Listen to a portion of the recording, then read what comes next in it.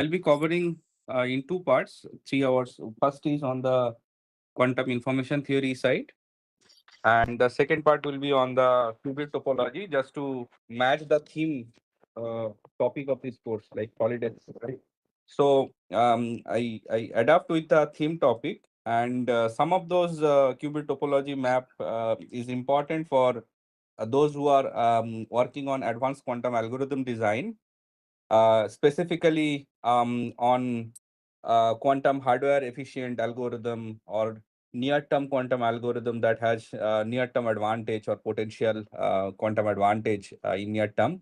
So I won't detail the algorithm, but rather how the design of qubit and topology for large-scale integration help us for the designing of algorithms. So it's the thinking of how to design an algorithm which are efficient on the hardware side. So that is the second part of the lecture. So I will request everyone to put all your questions in the chat box whenever you feel doubt or anything that is not understood, or if there is any curiosity. So chat box is open. And I hope my whiteboard is visible to everyone. Can someone just confirm that this is visible? Yes, sir, it is visible. Thank you so much. So part one, as like if you see the syllabus, there is mainly the introductions of qubits and those things are there, although those topics were much well discussed in the previous qts, qt 1, 3, 5, 6. So I'll give a quite summary, and some of the like important topic like the no cloning theorem and the quantum teleportation in this first part.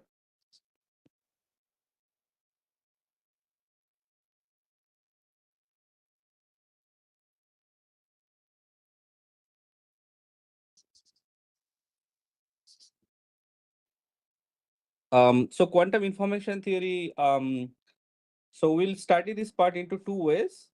One is the noiseless um, QIP, quantum information theory, QIT, and second is noisy quantum information theory.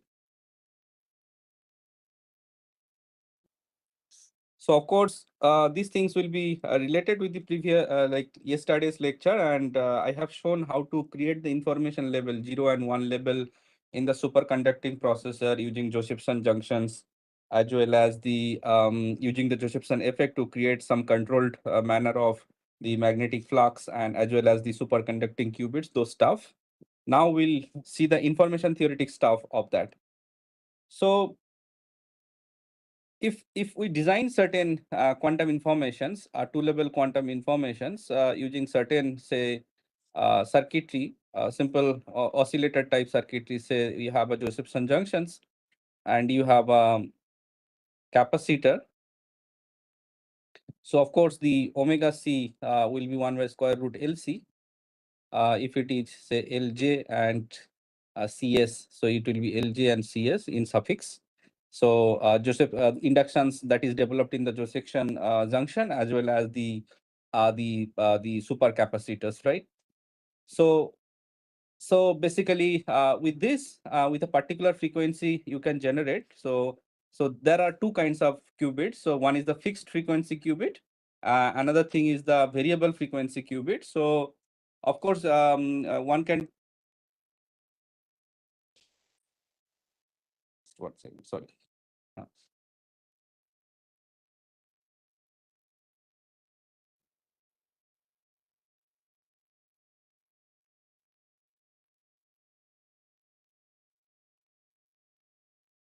hmm.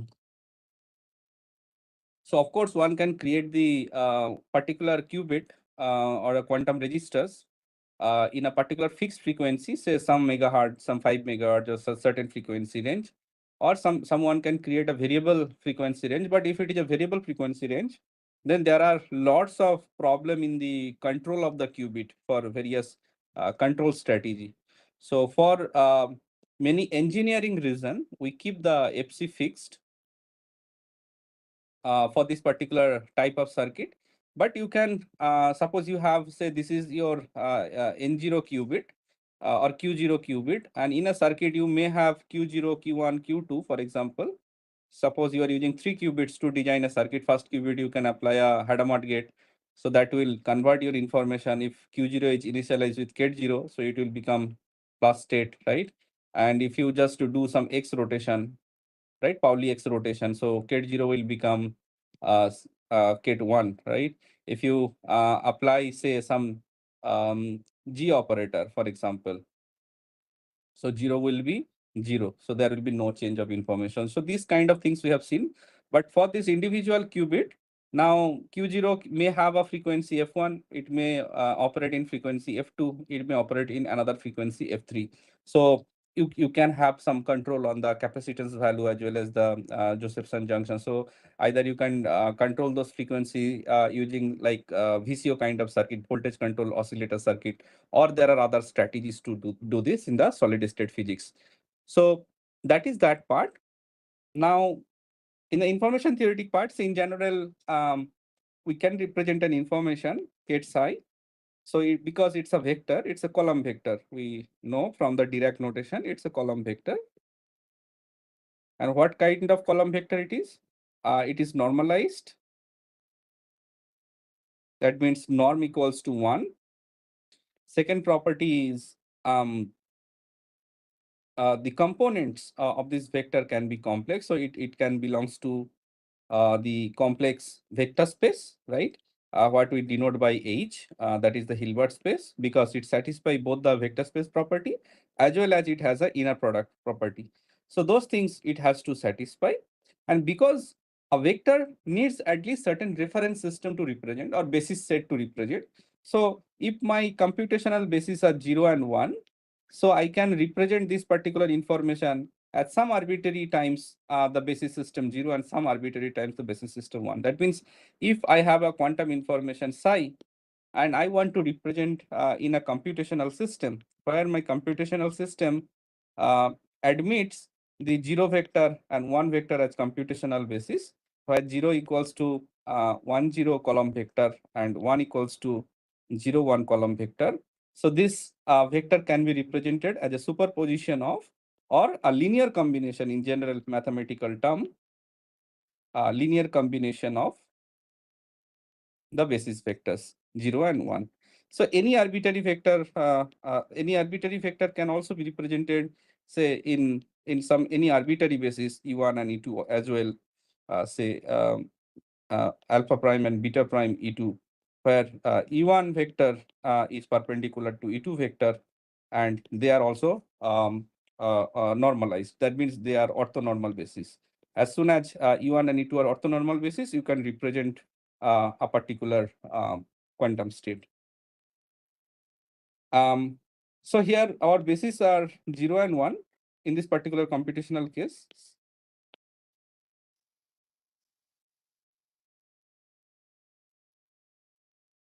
Now we'll go ahead with some of the things that we have already seen in the previous module. For example, the projective measurement case. So before doing some of the mathematical details, so let me first give some engineering perspective so that those who are attending from other discipline other than the computer science and mathematics, they can also get some flavor. So what is a qubit? We have learned, at least out of this course, we need to define what is a qubit, right? So it's a two-level quantum system.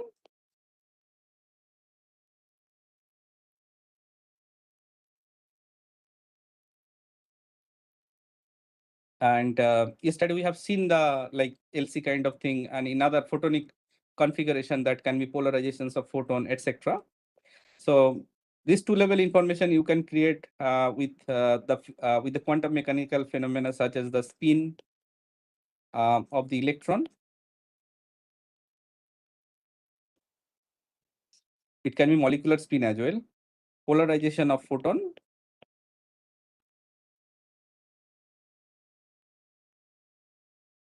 It can be the energy level energy level of an artificial atom with ground state and first excited state. So the third example we see in the transpond qubit.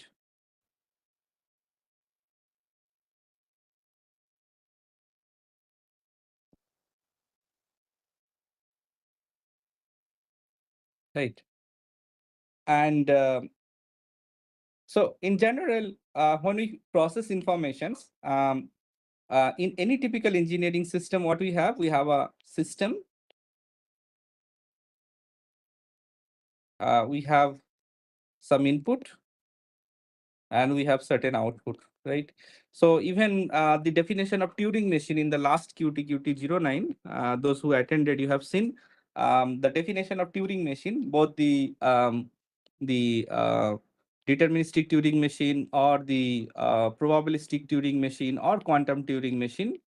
The definition remains same. So there was a delta transition function which had certain input and output to represent computational system. In fact, any engineering system, you can have some input xi, say for example, there is some system A and there is some output yi at ith instant, right? If it is a linear system, then often we represent yi equals to a xi, but in general, it can be anything.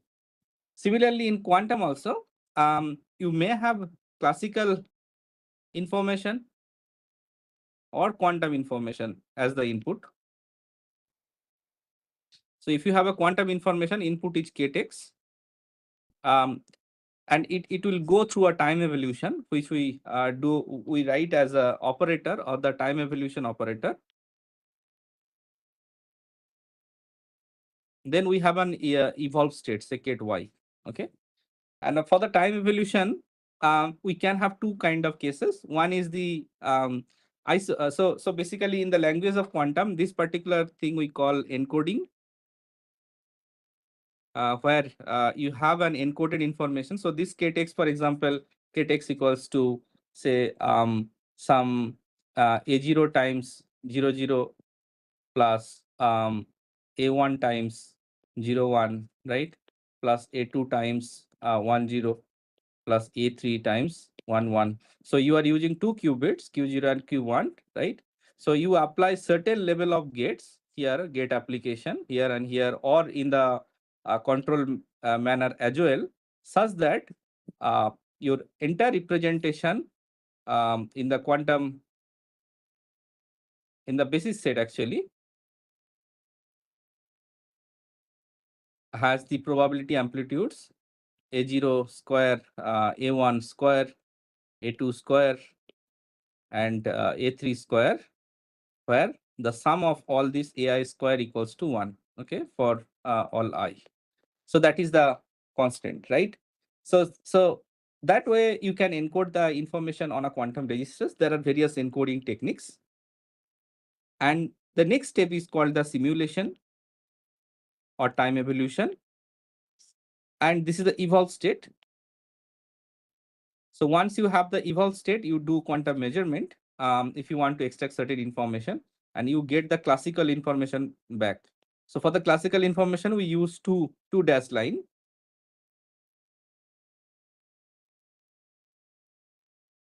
So this will just give you some probabilistic interpretation or statistical interpretation. So here you do another important step, measurement. So now if you don't have a ready-made encoded information, that your information, input information may not be quantum, it may be a classical information, but you want to convert the classical information into the quantum information. So classical to quantum, C to Q encoding you need to do. So there are various encoding techniques to do that in machine learning and other applications. For example, the angle encoding, how you can encode the classical data in the angle of a gate, quantum gate, or it can be amplitude encoding or basis encoding. There are various kind of encoding techniques. Now you can ask me, okay, how can I get a direct encoded data in quantum itself? So there may be, say, for example, a fermionic configuration. So fermionic configuration, say you have a water molecule, okay? And you know the Hamiltonian for hydrogen, oxygen, as well as the water molecule, right? So you have a fermionic configuration, and there are certain transformation, for example, the Jordan-Wigner transformation, or Bravicki type transformation. There are certain transformation technique where you can do these fermionic configurations to the um, uh, spin qubit configuration, or in fact directly to the this kind of I would say the computational basis representation.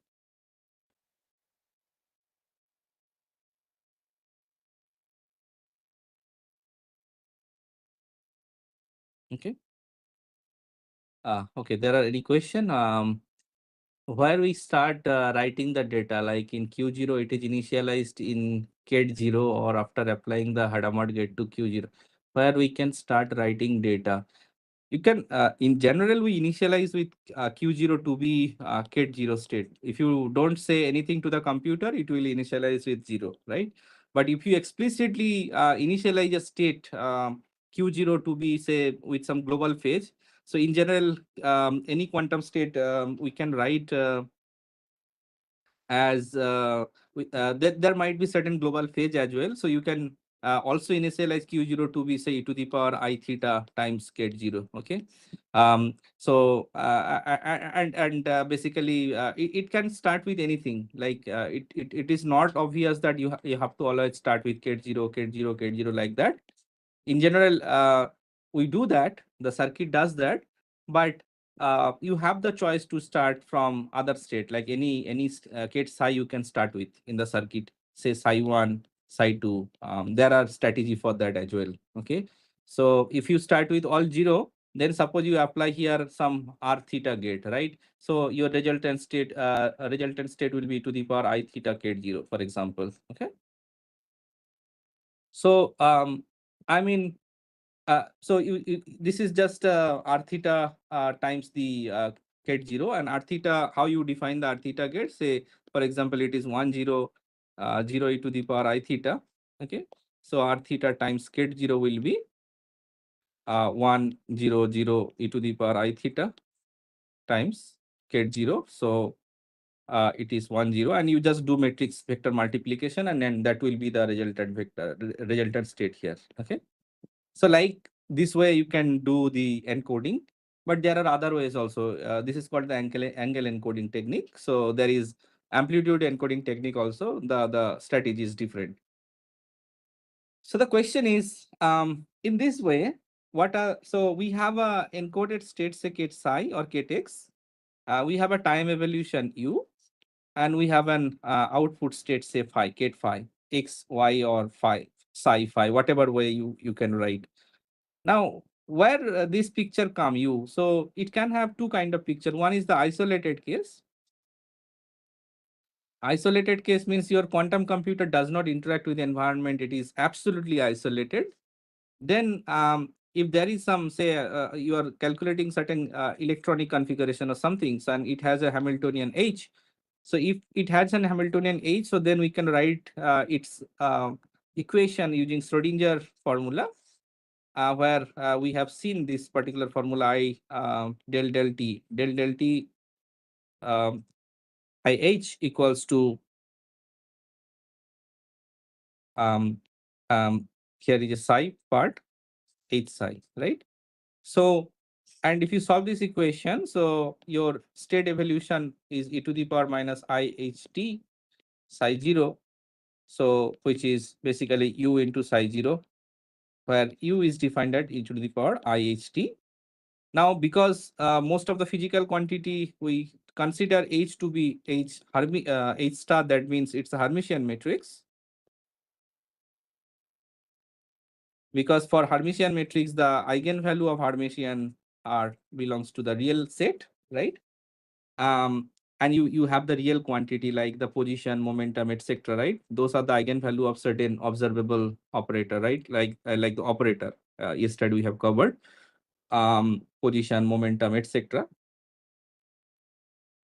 So then if H equals to H star, that means this particular operator, that e to the power IHT, if you write this way, then U star you can easily prove equals to identity as well as U star U. Okay, so that means this particular operator out of H is a unitary operator. That's why all the quantum logic should be unitary in nature. These are unitary matrices. In computational language, we say reversible logic.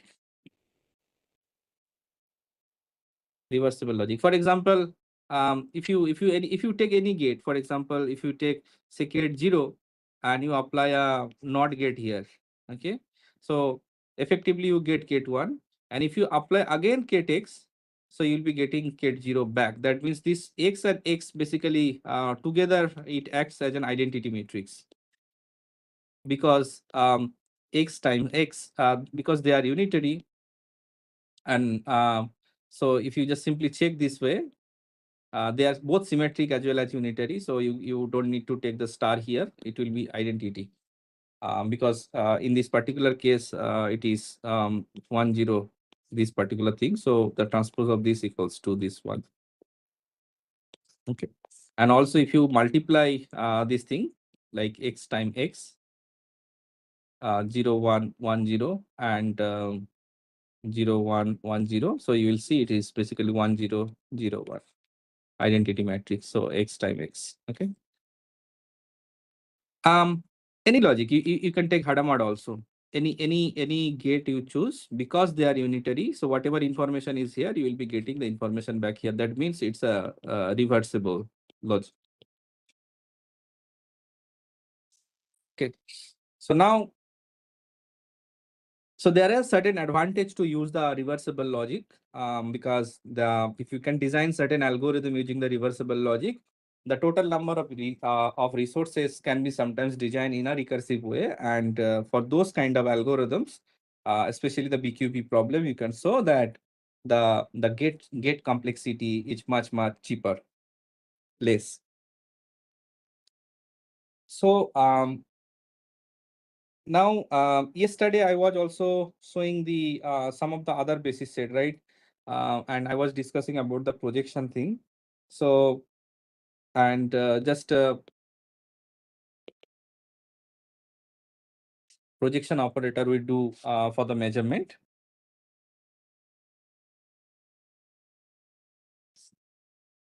So just I'm repeating some of the stuff. Say, because your arbitrary quantum information, whether it is psi, and after time evolution, suppose it is phi. Now this phi has what amount of component around this gate 0 axis, and what amount of information you have around this gate 1 axis. So of course, you just need to do the suppose you start with the information, say alpha gate 0 plus beta gate 1, and you transmit it with a basically a noiseless case. It can be noisy. So noisy versions I'll come a bit later. So I just discussed the first part of the story. When the system will interact with the environment, the scenario will definitely change drastically. So, and suppose you have the evolved state as phi, and phi has say alpha prime gate 0 plus beta prime gate 1. Okay. These coefficients alpha and beta are changed to alpha prime and beta prime due to some reason after these mathematical transformations and all. Now, how to extract this information? So you need to do the mathematical projection of this state to 0 state and this 1 state, and then you need to take the square.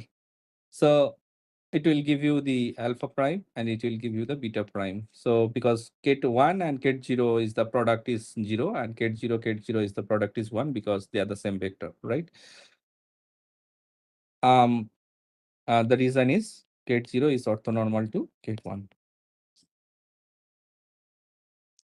So similarly, we have two more bases. One is the plus basis we have seen. Plus basis is the superposition basis, which is 0 plus 1 by square root 2. And minus basis is represented as gate 0 minus 1 by square root 2. Okay. So Then if you do the measurement on the plus basis, so what will be the result? So say plus basis times your the phi state, it will be your alpha prime plus beta prime by um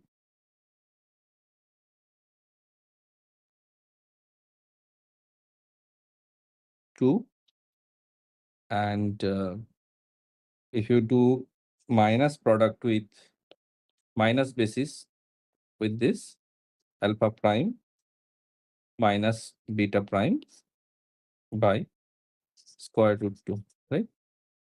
So in general, we can also write the state phi as alpha prime plus beta prime by square root 2 plus state plus alpha minus beta square root 2 minus state. So this is also another representation of the same information in the superposition basis. So that means what is the geometrical interpretation? So if this is your Bloch sphere, so let me take some colors. So this is your superposition plane, and this is your polar plane. And suppose you are standing here, right? So this is the Ket0 information, and this is the Ket1 vector, right? So Ket0 is here, Ket1 is here, right? And this is the plus state, and this is the minus state. So of course, you can do the measurement on this particular basis, and on this particular basis, after the mathematical projections you did, and you got the two informations packs to be so this part is alpha prime, and this part is, say, this particular state is phi. This part is alpha prime, and this particular part is beta prime, right? And if you do the projection on the plus basis, so let's take some different colors, maybe. So this is the part which is alpha prime plus beta prime by square root 2. And if you do the projection on this particular basis, so you will be getting this particular value to be alpha prime minus beta prime by square root 2. So this is the information content you have. This is the information content you have in the this superpositions plane, right? So this is the geometrical interpretation of how you represent informations. So quantum state can be anything, but what you want to measure, where you belong, it largely depend on the observer. It largely depend on the measurement basis, right? In the projection space.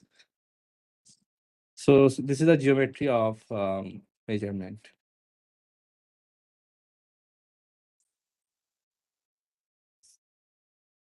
Now we'll slowly go a bit deeper. So before that, yesterday I also picked a topic on completeness relationship, and let's revisit that topic once more.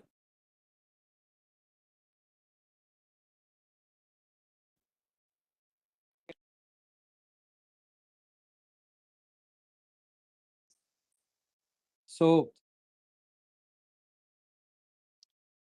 um, instead of doing this kind of projections, writing this way, like this is the projecting your quantum information in the zero basis, right? The projection of this vector to this particular Ket0 state. This is what this means.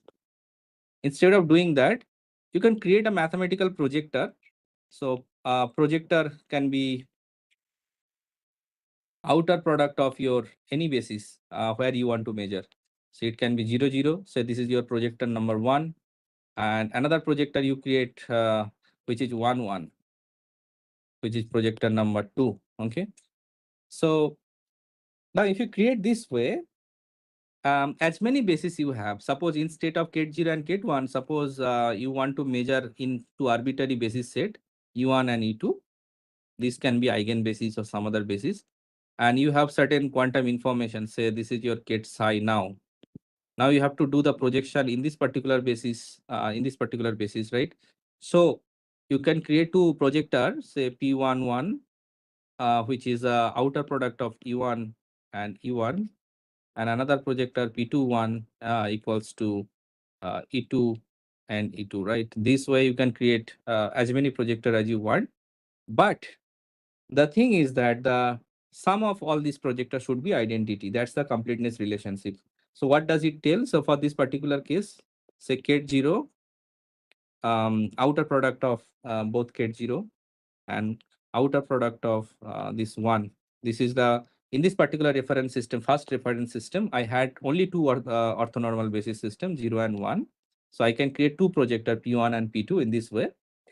And the sum of the P1 plus P2, so which is the sum 0, 0 and 1, 1. So you can quickly check this instead of stating the theory. So ket0 is your 1, 0, and bra0 is 1, 0. This is a row vector, this is a column vector and row vector. Similarly, this is 0, 1 and 0, 1. So if you do this column vector times row vector, it's a matrix, and the elements of the matrix will be 1, 0, 0, 0, and the elements of this particular configurations will be 0, 0, 0, 1. So this is the 1, 1, 0, 0. So that's the identity matrix, right? So for any basis, right, if you create, normally projectors are written in terms of, often we write in pi notation. So pi is basically our projector matrices, right? So any reference system, if you have many projectors, and sum of all the projectors should be equals to the identity matrix. So that is the definition. So for example, in this particular case, 0, 0 and 1, 1, these two projectors sum equals to the identity. If you measure on the superposition basis, so the plus state, the outer product, plus minus state, outer product will be also identity, because plus state and minus state are also orthonormal to each other. They are orthonormal basis set. They define the orthonormal basis set in SU2. Okay. So these are also some of the fundamental thing, and this is widely, it will be used, especially, of course, you can use this projector operator in that simple state vector formalism, but just after certain time, sometime we'll be doing the noisy case, noisy Shannon quantum information theory, where we'll be see this projector, this pi is, we'll call this pi, because pi time row trace of this will give you the particular measured quantity. Okay. So then we'll come to this particular formula. Another thing, yesterday we discussed probably a bit, and I'm just repeating the thing. Why do we measure on the z-axis, right?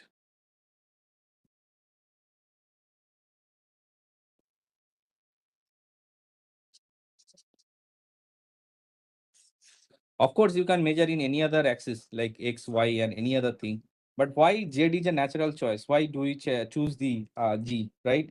So if my measurement basis set is 0 and 1, right? So G operator, Pauli G or sigma G or G is defined as 1, 0 and 0 minus 1, right? So if you apply get 0, yesterday we have seen that it is giving 0. And if you apply G get to 1, it gives you minus 1. So that means lambda equals to 1 and lambda equals to minus 1. So 0 and 1, these are natural eigenbases or eigenvectors for G operator. And we have learned in the second postulate of quantum mechanics that if I know an operator G, if I know an operator A that acts on the eigenbasis A and provides me measurable quantity out of A times that psi A, which is basically stretching of that vector psi A, this lambda gives me the measurable quantity, right? So in a quantum circuit, when we represent everything in terms of the quantum gates, sigma g gives me a natural choice because I represented my entire quantum information. Say you have a hello message, and this hello message you want to send to someone, right? So you have a classical bit string, say 1010 or something, right? Similarly, in quantum, suppose you represent these things in a circuit, right? And you have a combinations of say sum of certain alpha times I, p times I over some I, where pi is your Pauli basis set, Pauli bit string or Pauli words, and alpha I are certain coefficients. You have that particular bit string, right? So this entire message you have converted into a quantum circuit somehow. Now, to decode this message that there is something exists in this circuit, that message. So what are the natural gates you should choose? So of course, like in this particular case in classical, of course, like the classical information we represent in the Boolean expression. It's a Boolean expression or Boolean algebra. So we have a real number set, and that states basically belongs to the binary bit string. That means 0, 1 bit string, right? So there is no concept of basis vector. But suppose I want to forcefully represent the classical information in some basis set, as because it can also be a vector. I can represent the classical information as a vector as well. Similarly, in quantum, when we represent the information, I need a basis set. So if I use, say, n number of qubits, say Q0, Q1, Q2, up to say Q n. So this is my circuitry I design. So each bit can take values 0, 1, right? 0, 1, 0, 1, 0, 1, and 0, 1. And when I do tensor product, because all the quantum registers I will take, the overall system will be a composite quantum state, right? So once it is composite quantum state, so what are the possibilities? It can take values from all zeros to all ones, right? And there are how many possibilities? 2 to the power n such basis states, right? You have a huge basis states. Now it is very difficult for you now, because once I start from say Q0 and Q1, say two only particular qubit, and what are the possibilities? Individually they take 0 and 1. These are the two only possibilities. But when they are the part of the composite quantum system, so I have four possibilities: 0, 0, 0, 1, 1, 0, and 1, 1.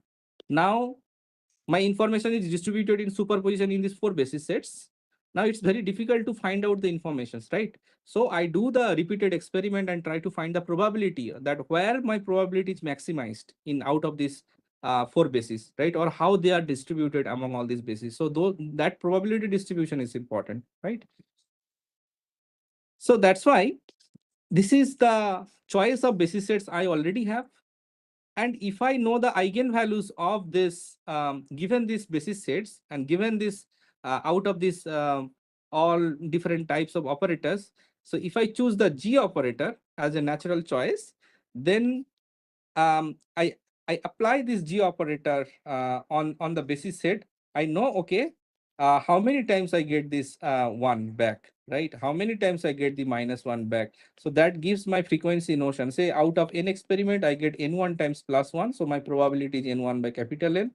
And if I get -1 to be n2, so my probability will be n2 by capital N, right? So after say I apply that, suppose the coin toss experiment again. So I start with a single qubit and apply a Hadamard gate, right? And I do the measurement. So earlier state was state 0, and this state is +1. So +1 means 0 plus 1 by square root 2. Now, by single measurement, you cannot be sure whether it is 0 and 1, right?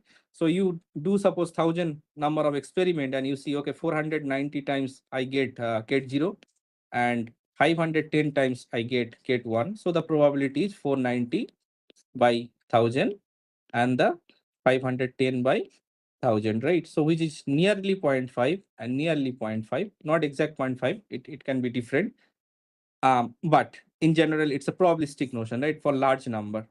So that's why it's a natural choice, that how many times you get the +1 and -1 eigenbasis. So that's why we choose the G basis. But suppose my measurement basis are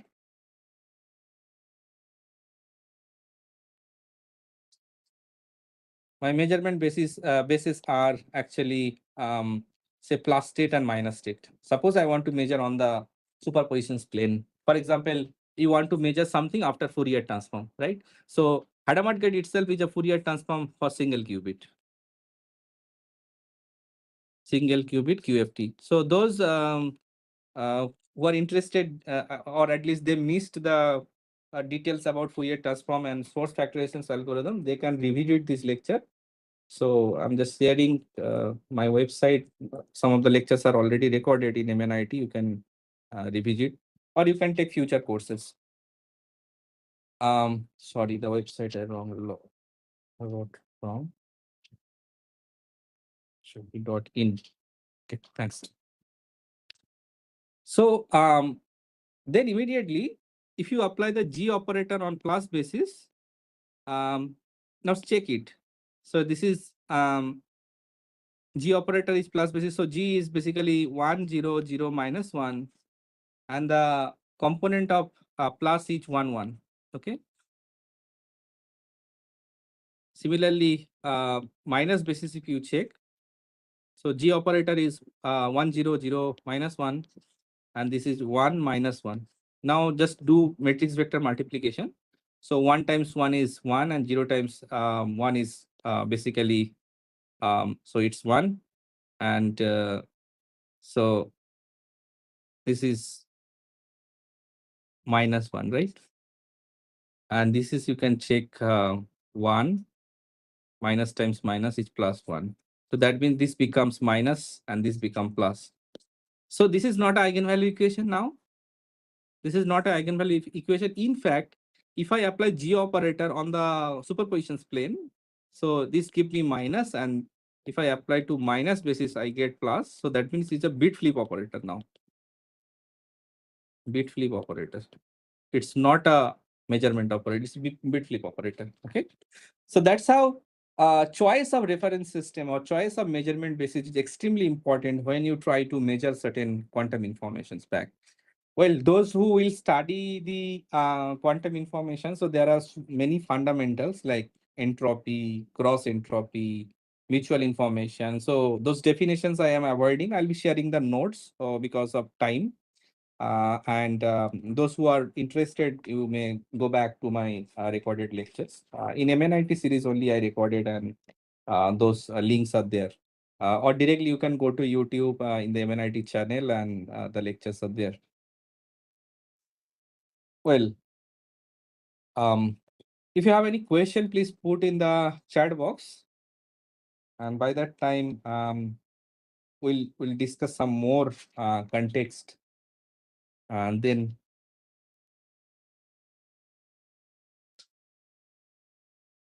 okay. So yesterday we were discussing about a particular gate C naught. Okay. And before doing that, let's revisit the composite system again. Composite quantum system. Usually G is a phase shift operator. Even now it is doing the same. Yes, actually, in channel design, quantum channel design, G is phase flip operator. Okay. So this is exactly what it does. Yes, exactly. Now, composite quantum system, yesterday we have seen that if I have two quantum system, and the first level of quantum information I represent with psi 1, and second level of information I represent with psi 2, right? So I can write them as a Kronecker product to represent their composite system, right? Now, what does it tell? That suppose in a quantum circuit, I start with Q0 and Q1, and individually they can take 0 and 1. So what are the combinations? So 0, 0 means the state 0, 0 means tensor product of 0 and 0. So I'm just breaking the equation so that if there is any single doubt, it will be clear. So the basis vector is 1, 0, 0, 0, right? 0, 1 state.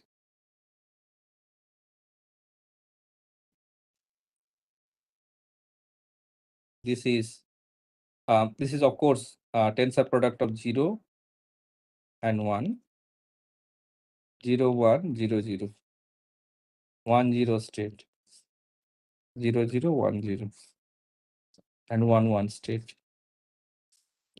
0, 0, 0, 4. So of course, I cannot draw this on a 2D plane, but for simplicity, I'm telling. So initially, if I just compare the Cartesian coordinate system, so my vector, so I had two representation of the information psi1 in Ket0 and Ket1 way, and this is another information psi2, Ket0 and Ket1, right? So when I combine them, so here I have a two basically individual vector. This is say complex 2 cross 2. This belongs to complex 2 cross 2. So it is in R2, sorry, C2, C2 cross 2 or C2, whatever way you want to write. C2, right?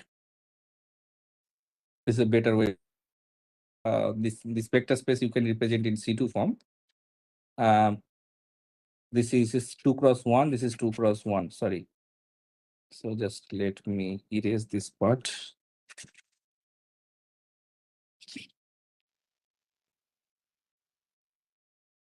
So because it's a vector, so it will be 2 cross 1 and 2 cross 1, 2 cross 1, 2 cross 1.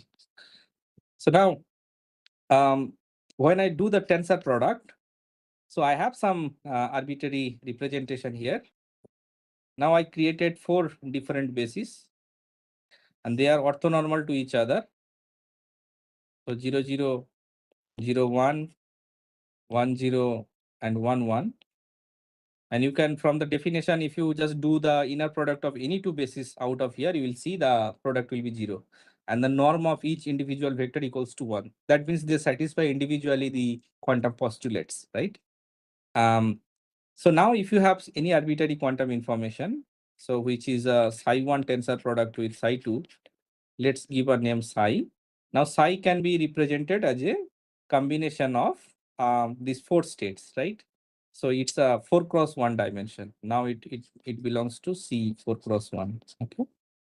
So it looks like 2 component, but actually it's a 4 cross 1 vector individually. So this one is 1 all 0.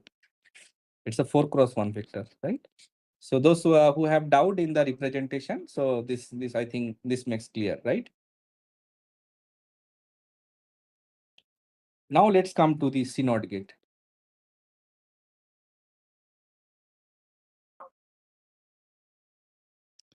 So how to, of course, there is a, the definition is very simple. The mathematical definition is this one. 1, all 0, 0, 1, 0, 0, 0, 0, 0, 1, and 0, 0, 1, 0. So this is the definition of CNOT gate. It's a 4 cross 4 unitary matrix. Unitary matrix. It creates a strong correlation in systems.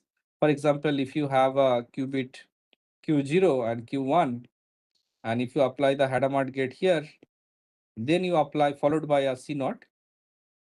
This is the symbol of CNOT.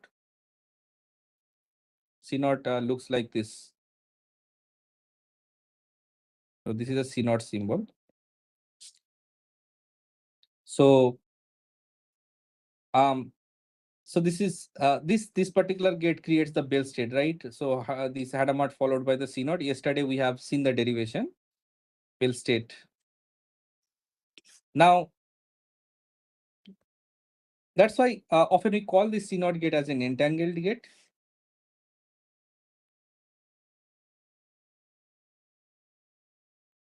Or correlation gate in a better way.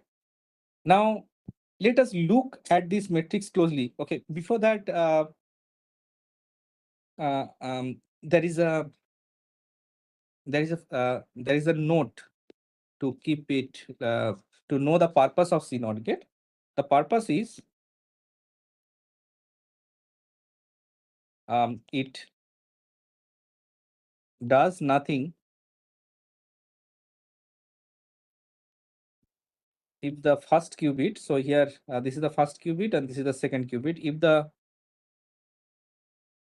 first bit equals to 0 and flips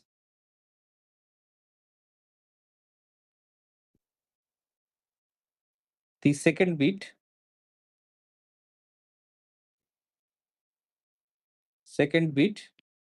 if the first qubit is 1.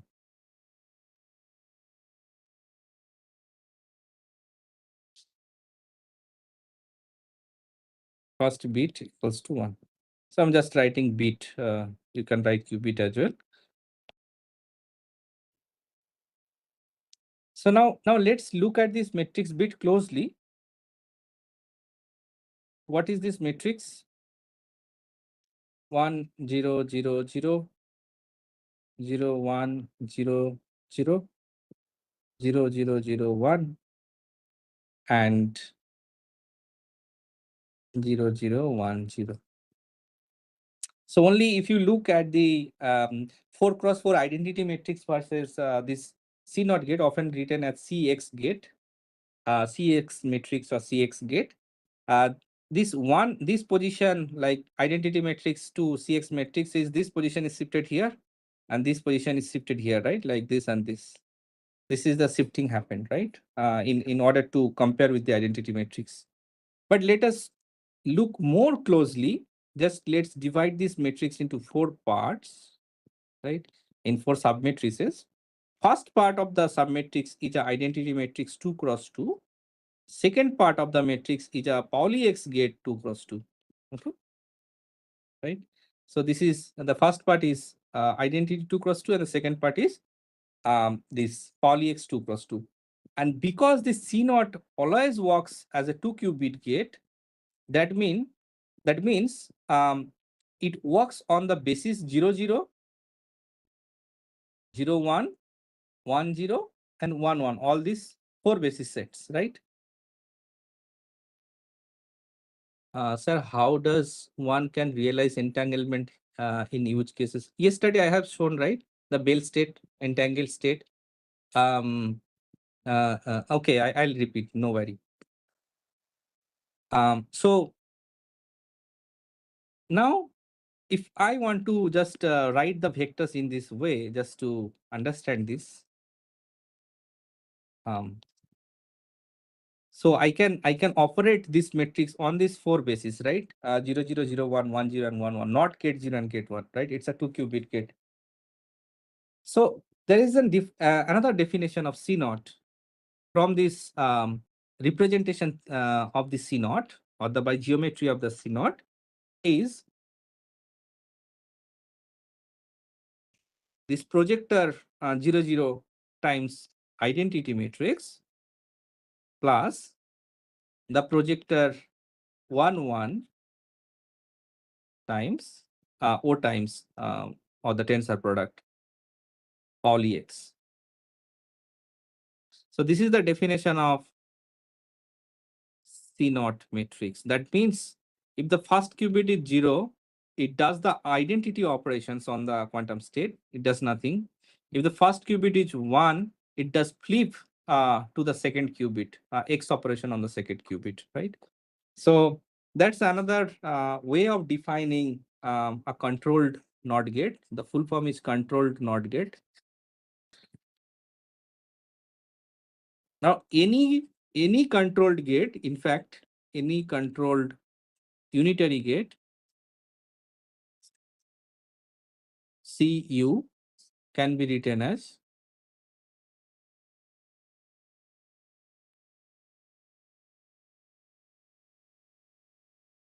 zero zero outer product. Of course, any controlled unitary gate of size 4 cross 4, okay, 2 qubit gate, basically. 0 0 outer product, tensor product with identity, plus 1 1 outer product, tensor product with unitary. So if the first qubit is 0, it does nothing to the second qubit. If the first qubit is 1, it does the unitary operation on the second qubit. So this is another way to define any controlled operator. So this is important when you design algorithm and design circuits. So this kind of synthesis are important for various realizations. Now, before no cloning theorem, I will just show the entanglement as one question is asked by Professor Chandrasekhar sir. So let me answer that. So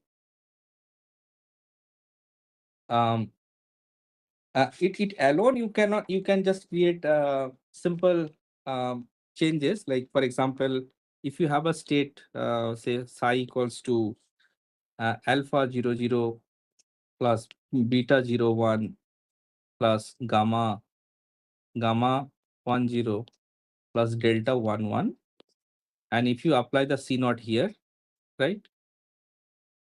So the psi prime state will be, it's a 4x1 vector, 4x1 vector. So the first qubit is 0, means it does nothing to the second qubit. Alpha will be alpha intact. Alpha 00 will be alpha 00. Second will be also intact. Beta 01 will be beta 01. Third will be gamma will be, because the first qubit is 1, so second qubit will flip. So gamma will be gamma 11 plus delta will be 10. So this qubit, particular second qubit will flip, right?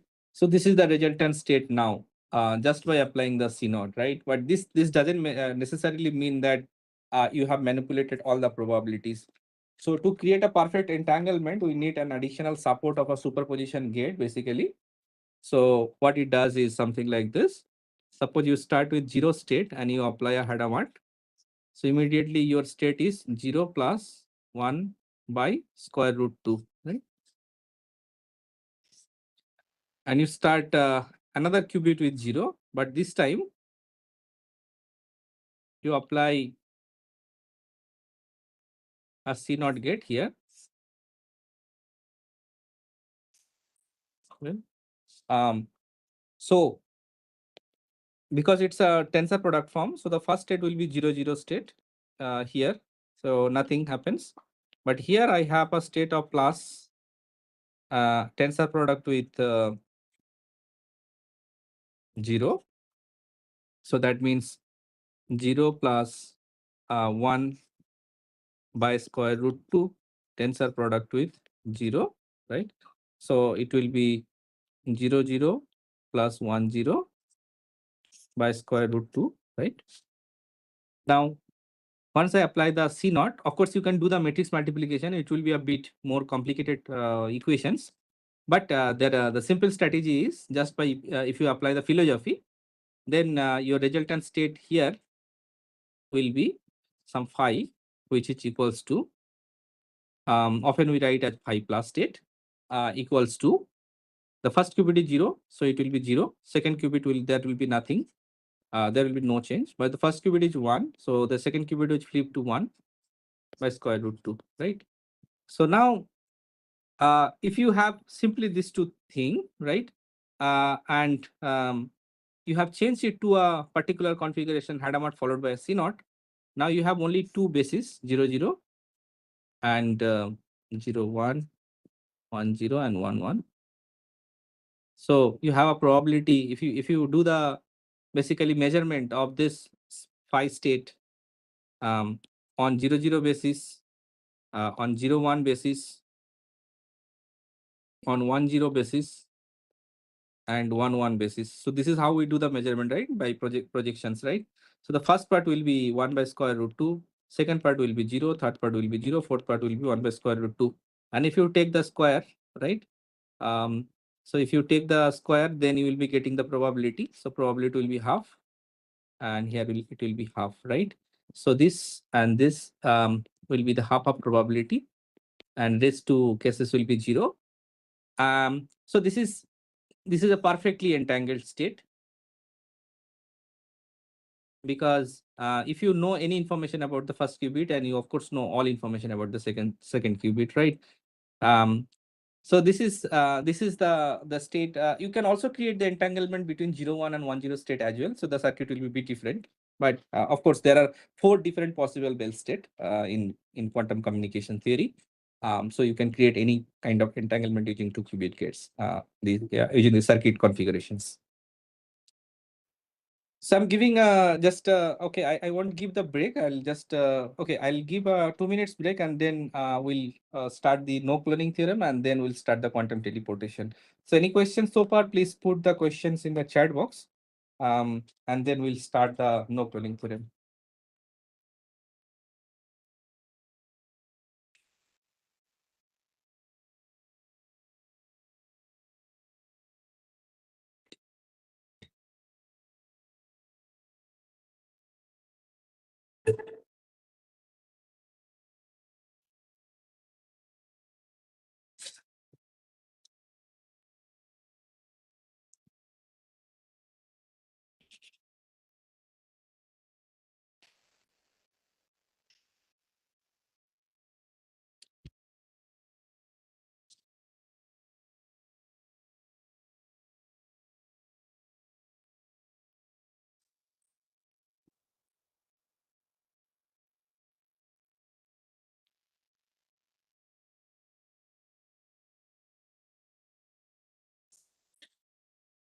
We'll start at 305 in 2 minutes.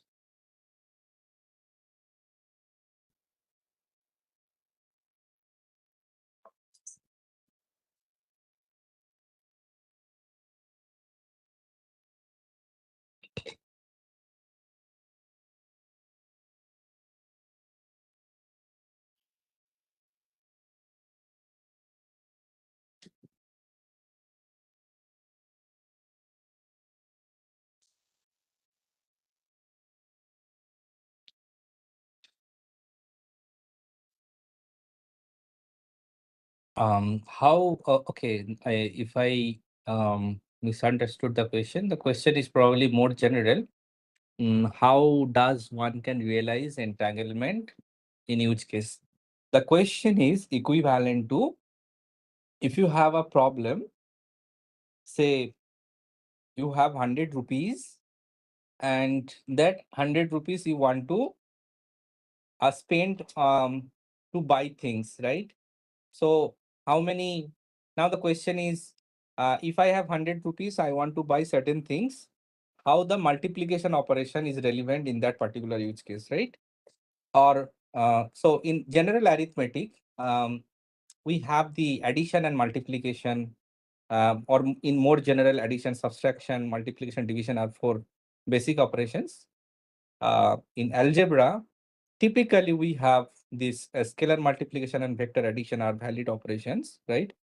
In quantum, our operations are superposition, entanglement, or in general, we say interference and superposition. So entanglement is just a special, very special case of interference, mathematically at least. The physics explanation is a bit different, but mathematically, that is a special case of interference. Um, Now the question is why, how the multiplication is important in your expenditure. Now you can convert this problem. If I have 100 rupees and I want to buy certain things from Amazon or Flipkart or somewhere, there are m number of items, right? I can buy, and if each m number of items has several pricings, so P1, P2, P3, up to PM, right? And the quantities can be N1, N2, N3 up to NM, right? Now, how many quantities of particular product I can buy, right? And I can maximize my that entire utilizations of the money. I can buy maximum usable thing. So that is a knapsack problem, for example, right? In computer science. So same thing, when you do that, you can design a knapsack problem as an optimizations problem, and you can solve that what kind of how many operations addition and multiplications are needed, and whether it's a polynomial time problem or a NP hard problem or NP complete problem. So knapsack of course is a difficult problem, right? Um, and there is a solution, and you know that how many operations are needed. Similarly, same thing if you want to do on a quantum formalism. So how you basically your basic principles are the interference, entanglement, and the superpositions, right? So of course, if your problem has certain dimension, so what is the minimum requirement of qubit? That largely depend on how you encode the problem on a quantum computer using angle encoding or amplitude encoding or hardware answers. Chemistry people has lot of hardware answers. For example, the UCCST couple cluster theory, right? How they encode a molecular information to spin qubit, etc. Right?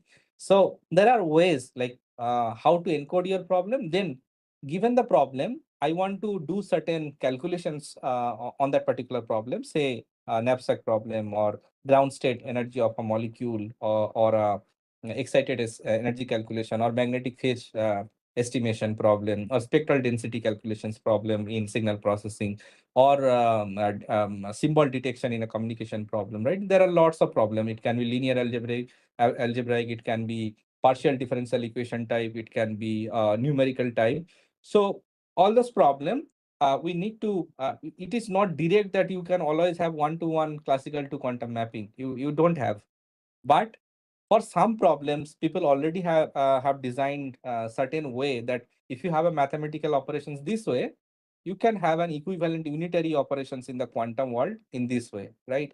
And to design that unitary operator, what is the minimum number of superpositions you need to do? What is the minimum number of entangled pattern you do? those things are there. So that is a different topic. Sometimes it is called the entanglement distillation. Sometimes it called the circuit clustering. So there are also a lot of research around that angle.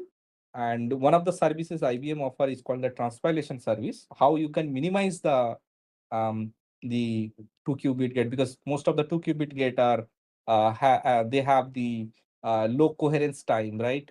Compared to the 1 qubit gate. So to basically protect from the decoherence, right? To minimize, we need to minimize the use case of the 2 qubit gates. In order to reduce the 2 qubit gates, so we have a dedicated AI-based transpilation software, which does all the mathematical equivalence check that if I have an mathematical transformation for a certain problem is U1, can I come up with another operator U2, which is mathematically equivalent to U1? That means the error or the difference between U1 and U2 in the measure theory is minimum. By measurement, it is minimum.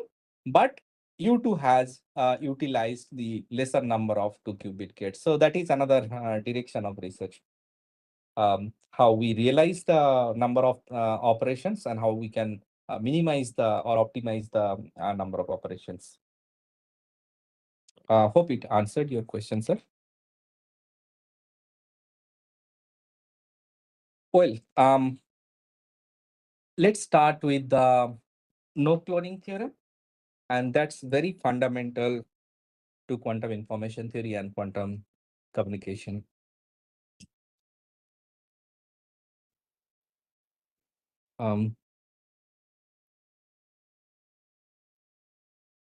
Ma'am, am I audible and the board is visible, right?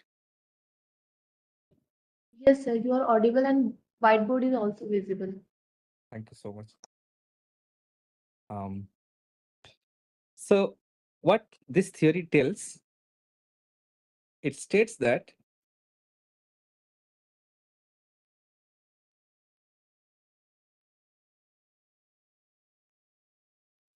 it is impossible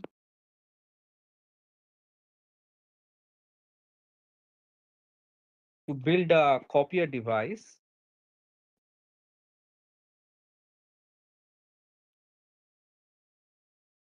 So today I will the theory portion I will close at 4:30, and another 30 minutes I will take any questions, okay, related to quantum computing. Maybe I won't be able to answer every question, but of course it will also give me a way of learning by hearing the questions and interaction. So last 30 minutes of this session will be, or at least 15 to 20 minutes will be mostly on the discussion. So the no cloning theorem, it states that it is impossible to build a copier device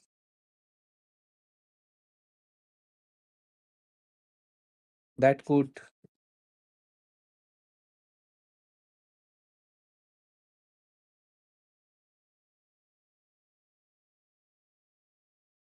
copy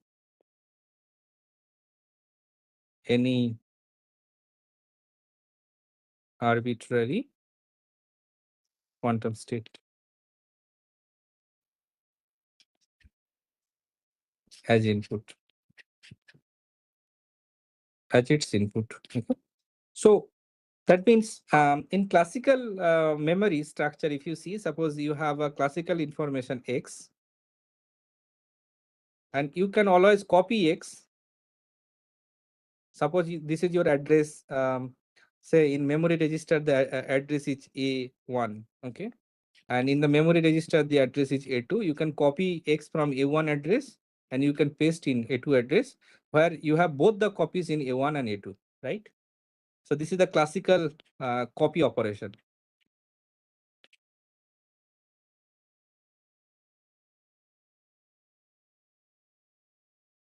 Now, if in a quantum register you have some information ket psi, right? And you want to copy this informations from one quantum registers and exactly you want to paste that quantum information in another registers, right? So this is not valid. This is not this cloning or the copy is not valid operation in quantum. Cloning is not allowed, and we'll prove it why it is not allowed. So we'll prove it by contradiction.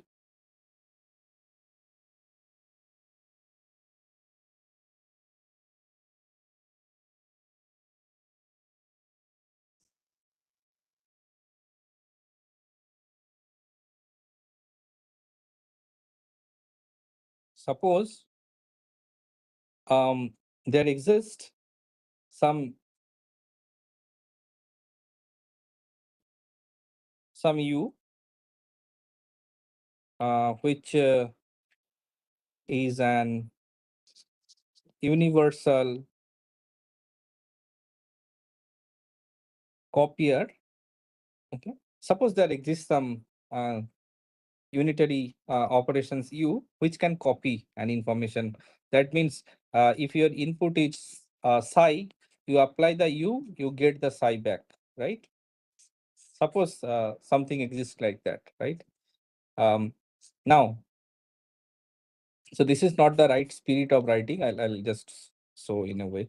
Suppose my input is written as psi equals to alpha 0 plus beta 1. That's the simplest form of writing the informations, right? And let it be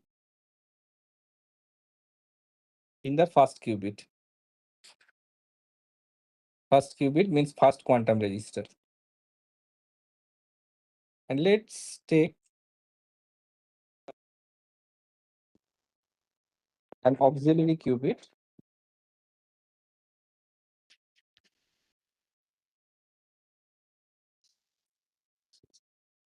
Get 0 at second qubit. Okay.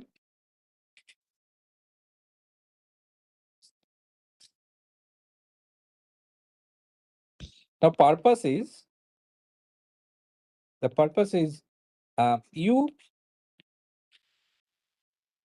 psi and 0. So this is the u operation that is applied on the register psi, where there is another registered u, such that after operations, this psi is copied in the second register, that is psi psi. This is my desired state. If this is the state I can achieve, then my resultant state will be alpha 0 plus beta 1 times alpha 0 plus beta 1,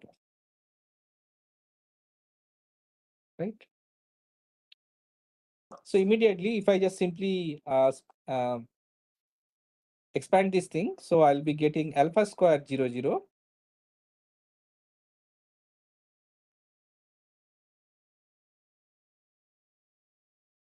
plus alpha beta 0 1 plus you can write beta alpha in this way, or alpha beta, whatever way you want, right? Beta alpha uh, this 1 0 plus beta square 1 1. Actually, the better way of writing is in this way, in the complex conjugate form. So alpha, I assume that alpha star alpha equals to alpha square and beta star beta equals to beta square. So just keeping this calculation simple. Okay. Now, as this get psi is any arbitrary state, because we have not put any mathematical constraint on alpha and beta. Of course, other than the probability constant. This can basically alpha and beta can choose any complex value. This is there. Any arbitrary state psi. Then get psi can be get 0 and get 1 as well. In the extreme case, when alpha equals to 0 and beta equals to 0, right? That is also a valid state. Hence, means if alpha equals to 0, then we'll get only then beta will be 1, right? If alpha equals to 0, then beta will be 1, and then that particular case, your state will be get 1, right? And if alpha equals to 1 and beta equals to 0, that particular case, your state, your psi will be 0 state, right? By definition. So if that is the case, that particular scenario, then if you apply the copier device, the unitary operator U, by definition, you are applying 0, 0. So just here, if you see, so U psi 0, right? So let me rewrite again. U psi 0. Now your psi is 0, 0, right? That is 0, 0 by definition, okay? And your U,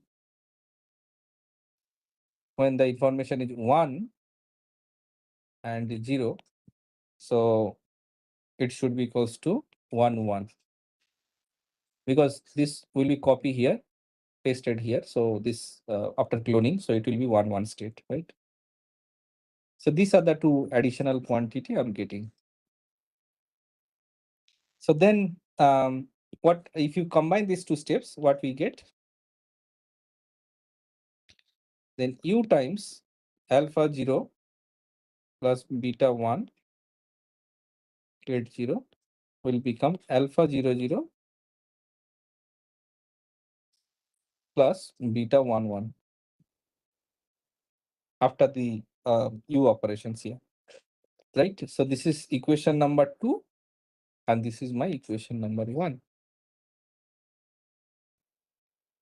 So if you see equation number 1 with equation number 2, they actually contradicts. One contradicts 2. That is, for any alpha and beta,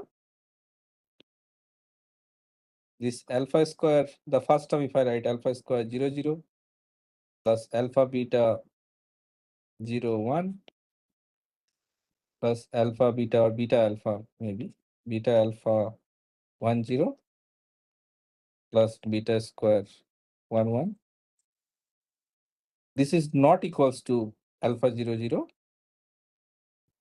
plus beta 1, 1. This may not be possible, right? There is other way of proving this no cloning theorem, but this is one of the standard way. So this may not be always equal, right? This cannot happen always, right? So hence the linearity of quantum theory contradicts this linearity theory contradicts the universal copier device. So then my assumption was wrong.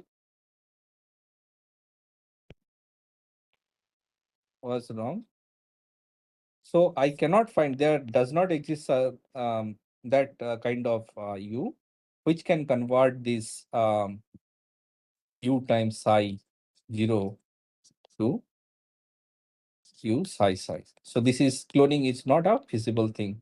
So I cannot find those kind of operation in quantum. So that means if I transmit an information, quantum information psi, I have a classical message. And if I have a quantum encrypted versions, right, of that particular message, and I transfer this message A to B, right? So no one can copy this message.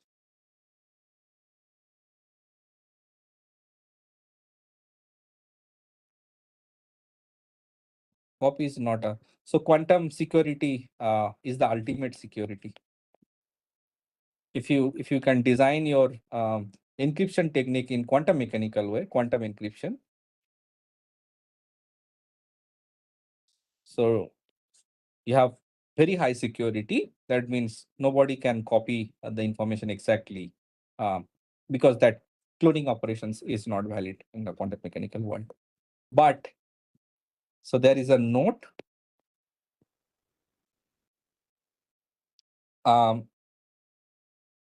So I wrote the word universal, right?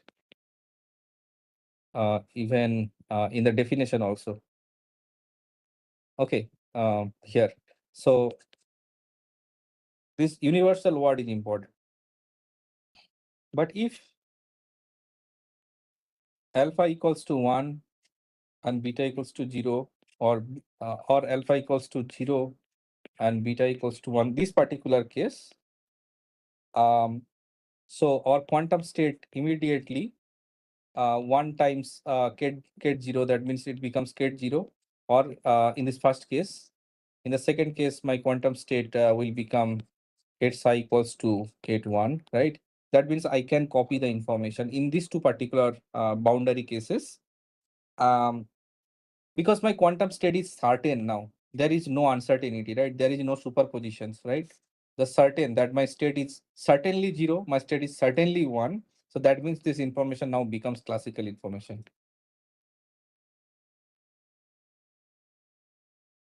Your probability notion actually is erased, right?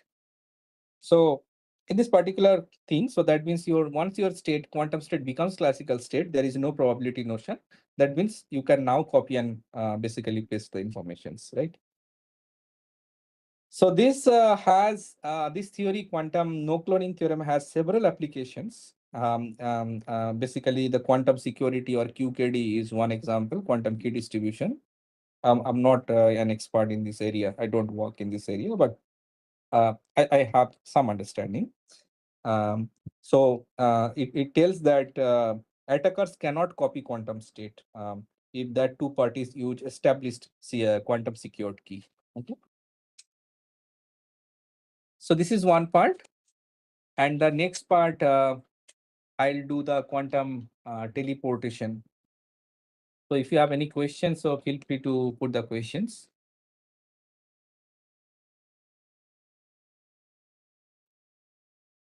So probably due to lack of time, I may not be able to cover the noisy quantum theory, but in the website I have given the detailed noisy quantum information theory are there. If you are interested, you can have a look.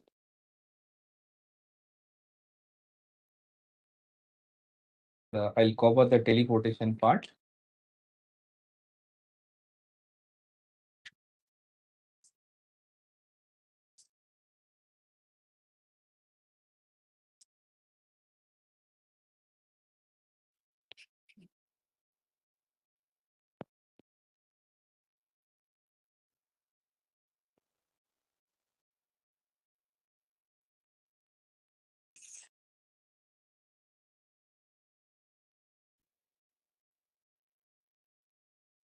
What makes it difficult to copy qubit physically, sir? Okay. So copy is not a valid operation in quantum by mathematics. Okay. But physically, how you can copy? Suppose, okay, let me try to understand the scenario. Okay. Suppose you created two quantum levels in a hardware, right? Say some ground state and excited state, and you created a superposition state in the physical hardware device. How do you know, first of all, without doing measurement, the information about how much information is there about the ground state and the excited state? That means alpha and beta, right? So without measurement, you don't know actually the classical information contained in the quantum state, right? So once, because you don't know the arbitrary states, then how will you copy this? You can create identical states which are closer by the probability amplitude if you measure them, but copying that information, I do not understand. I mean, how we will be able to copy? There is no physical device as such. And mathematically also it is not a valid operations. When usually, another question is, usually when qubit is transmitted, it may be in the form of light sometimes, okay, photonic, for example. Then in such case, we observed its intensity and intensify the qubit value, identify the qubit value. Not necessarily how you define the quantum information. So it's basically uh, superpositions. If it is not entangled photon, sometimes it can be entangled photon, but in general, you have the polarizations level, vertical and horizontal polarizations level, and you do certain manipulation of the vertical and horizontal polarizations, such that you represent an inclined polarization such as superpositions of them. But um, then again you have to project that manipulation into the vertical or the superposition plane to you can only get the classical information back out of the quantum state, but not the you cannot copy the exact quantum state of the photonic level as such. Theoretically, it is impossible, okay, but practically, I did not work in the photonic setup, so I don't have much experience. But at least I intuitively I can say that it is not possible. Um, whereas how it is possible to copy bits physically in classical system context? What makes it difficult to copy qubit physically by math? We understand it cannot be copied as far as the no cloning theorem.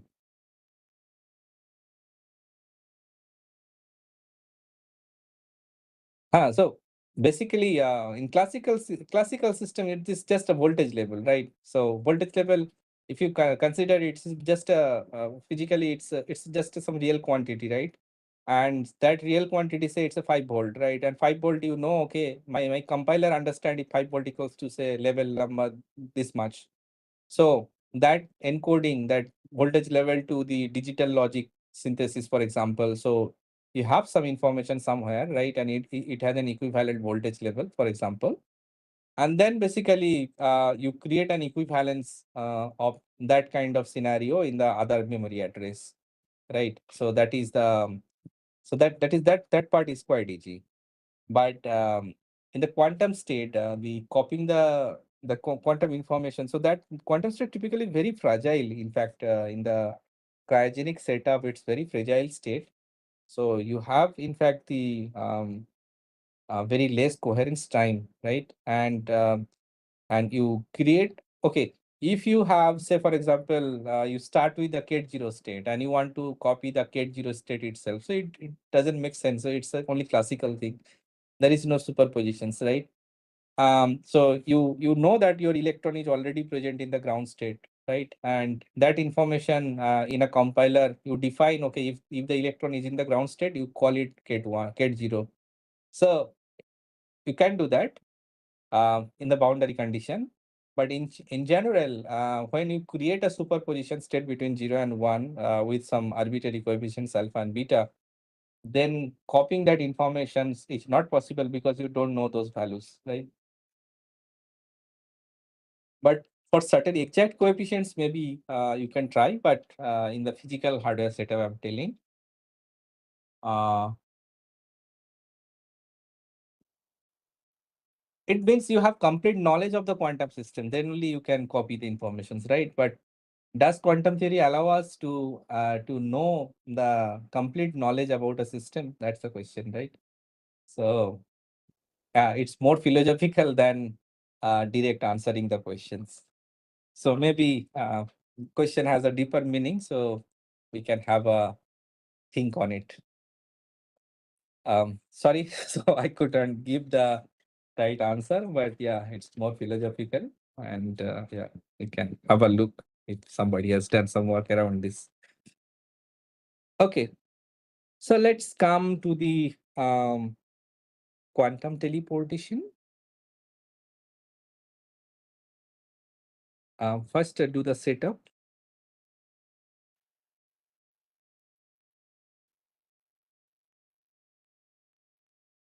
So there is Alice and Bob, A and B.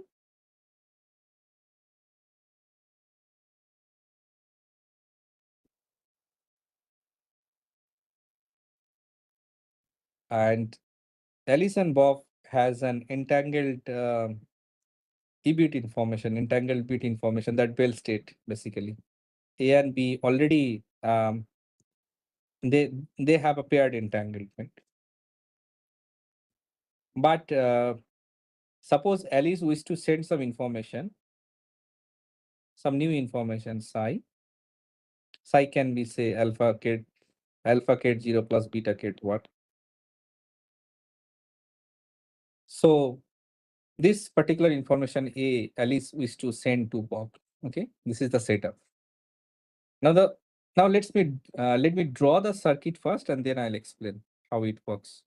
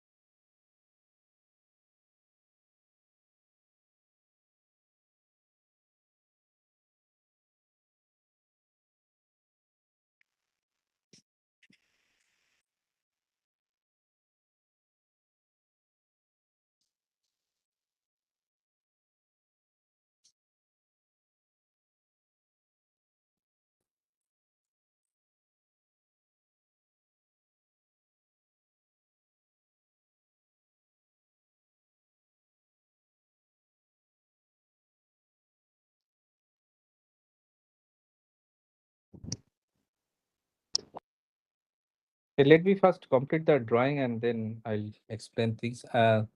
There might be some questions. I'll come later.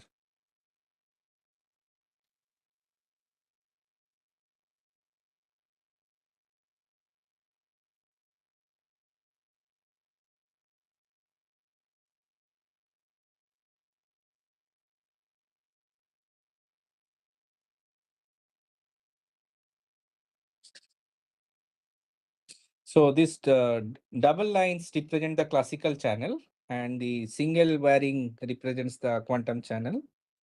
And I wrote these steps just for the computation purpose. Okay.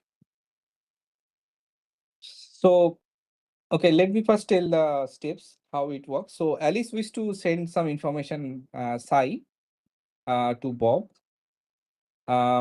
And suppose this qubit is A, this qubit is B, and this qubit is Q, for example. Okay. So Alice performs a control NOT operation. First, Alice perform a control NOT operations where qubit Q is the control qubit and A is the target qubit. So this is the target qubit and this is the control qubit. So control qubit. Now Alice performs a Hadamard operations on Q register. Then Alice measures A and Q, both A and Q it measures, and obtaining Alice measures A and Q obtaining binary outcomes A and B. Then suppose it gets A and B binary outcomes. Now Alice sends this Alice sends A and B to Bob over classical channel, and Bob performs two operations to understand the quantum equivalent informations. Okay. So what operations Bob performs? That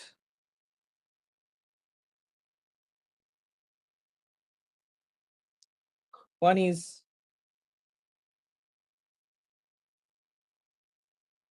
if A equals to 1, then Bob performs X operation, Pauli X operation on B register. And if the classical information B equals to 1, then Bob performs Pauli G operations on B. So this is the quantum registers for Bob. And Bob only performs Pauli X operations or Pauli G operations, X or G operations, depending on the classical registers value A and B that it basically obtains from A. Okay, the register B obtains from A. So what are the typical cases it can have? Let's draw the table here. So AB can choose the values, say 0, 0. It can choose the values 0, 1. It can choose value 1, 0. It can choose value 1, 1. And then operation it does. If it is 0, 0, it does nothing, identity operation. If it is 0, 1, that B value is 1, it does Pauli G operations. If the first value is 1, it does Pauli X operations. And if both are 1, it be GX operation. So this is the operation it does.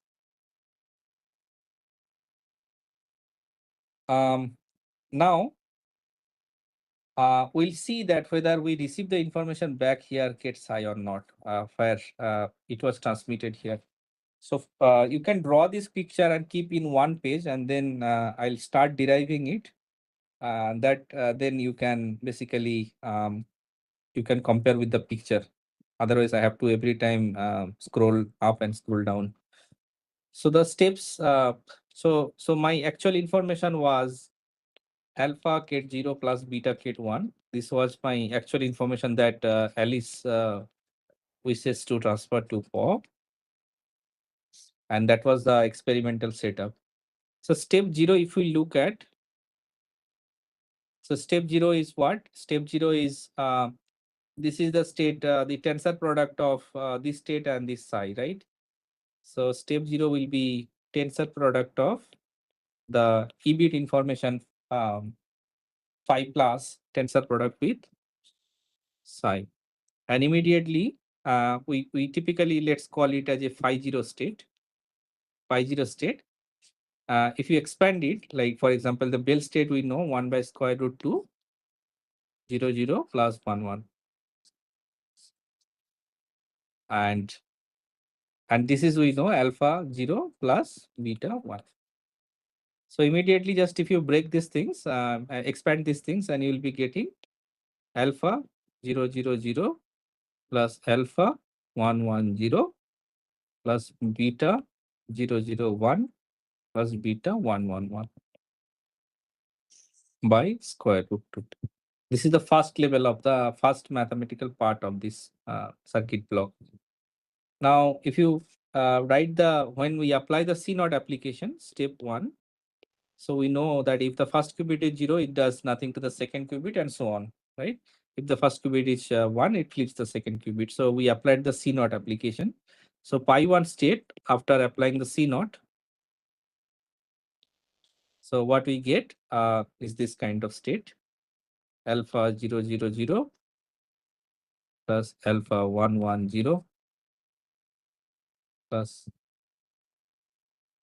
beta 0, 1, 1 plus beta 1, 0, 1. So this time we are counting from right to left. Okay.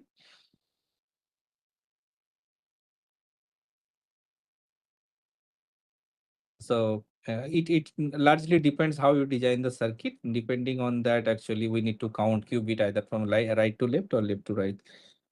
Then in the second step, what we have done, the second step is here. So I applied a Hadamard, so which will create certain superposition on the first, basically the control qubit. And immediately my state will be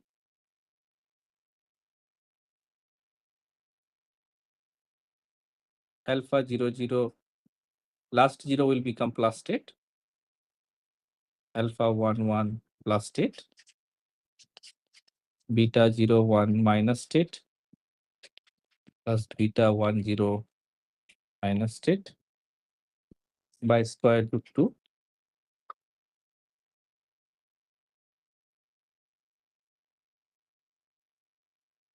And if we expand the plus and minus and then write the equation in order, it will be alpha 0, 0, 0 plus alpha 0, 0, 1 plus alpha 1, 1, 0 plus alpha 1, 1, 1 plus beta 0, 1, 0 minus beta 0, 1, 1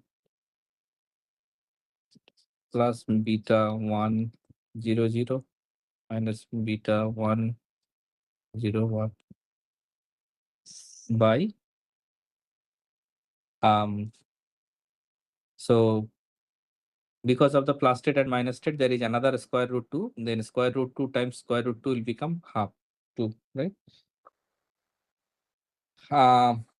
Now this state also can be written in this way, half of alpha 0 plus beta 1, 0, 0 plus half of alpha 0 minus beta ket 1, 0, 1. So I'm writing the 2 qubit basis set such that it's easy to understand the measured result.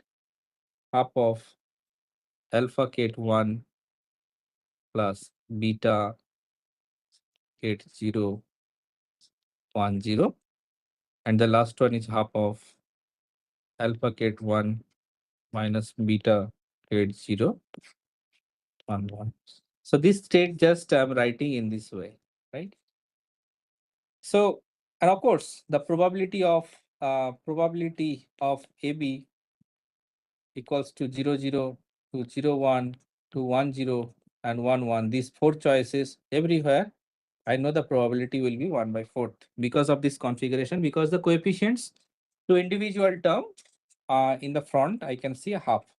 So the probability will be half square, that is 1 by 4th, right? Now let us make a table, decision table.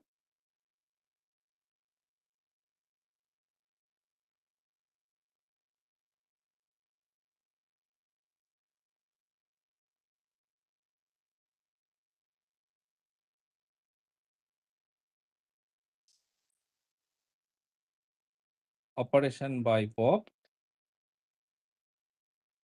and then final state.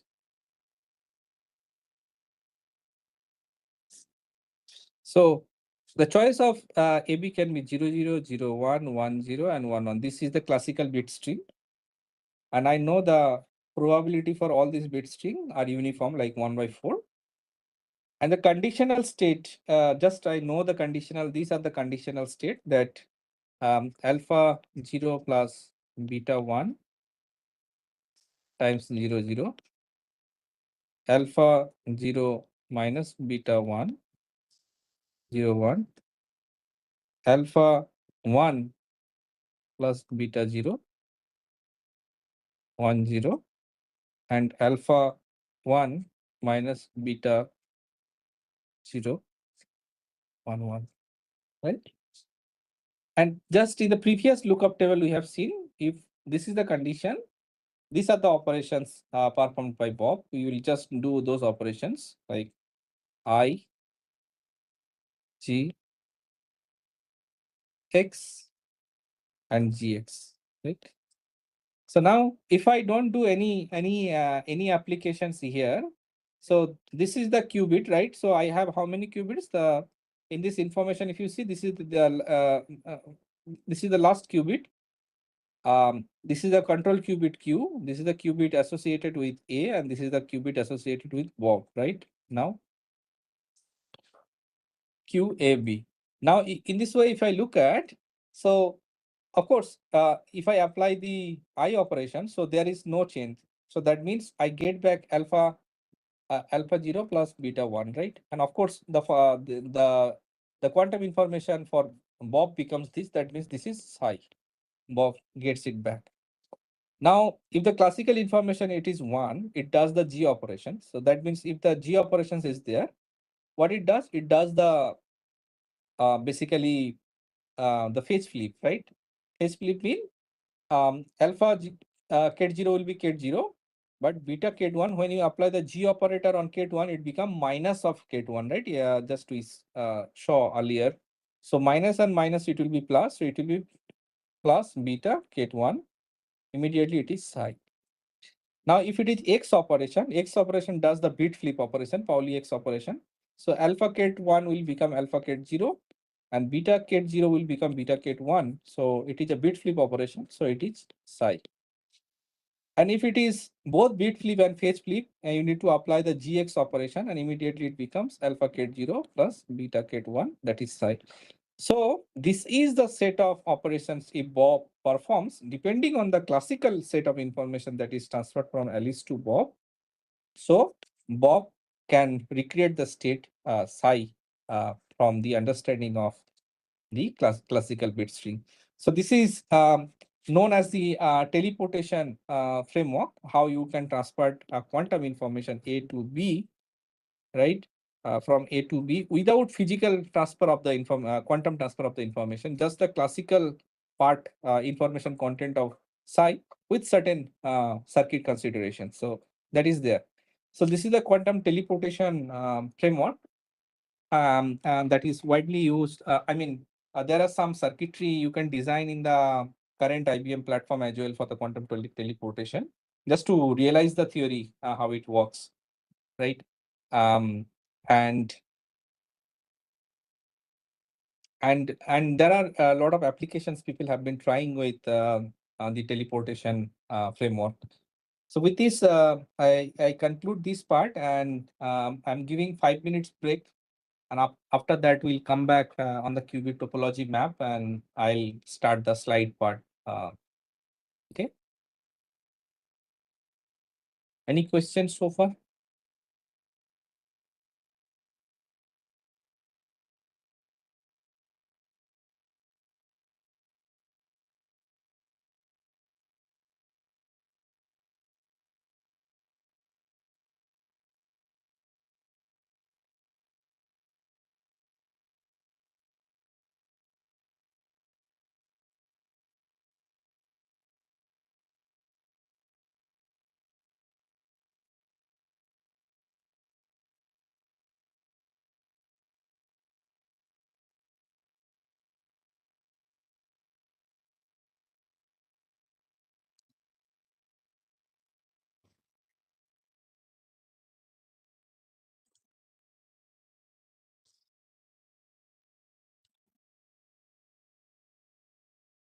Ankita, can you hear me? Yes, sir.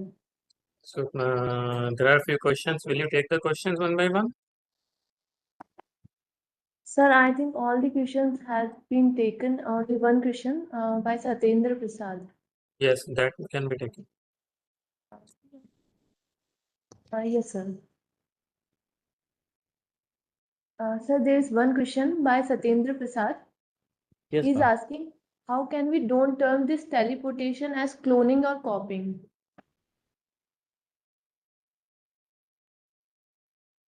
Yeah. So, how can we don't term this teleportation as cloning? No, you are actually not copying the information, right? By the physical. So you are recreating that information because there is an entangled, shared entanglement between Alice and Bob. Using that shared entanglement, you are transferring the classical information from Alice to Bob. And based on the classical information, Bob recreates the quantum information using the teleportation principle, right? So in a way, the direct copying the information is not happening. Like there is no side state which is directly copied by from Alice to Bob. In fact, there is no quantum communication channel between the Alice and Bob to transfer the information psi.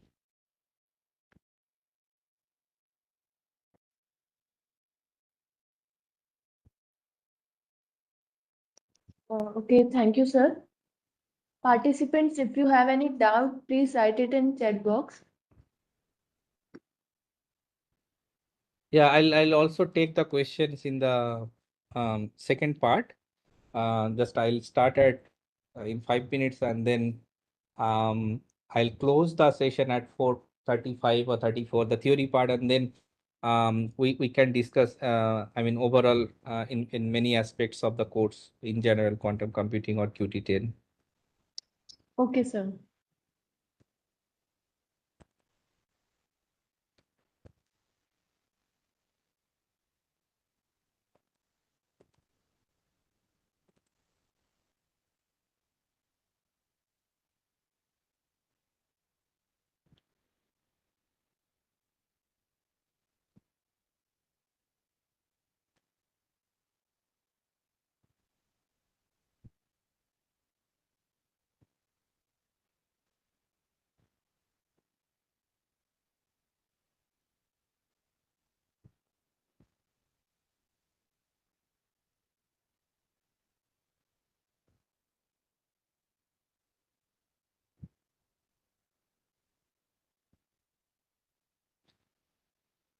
Um,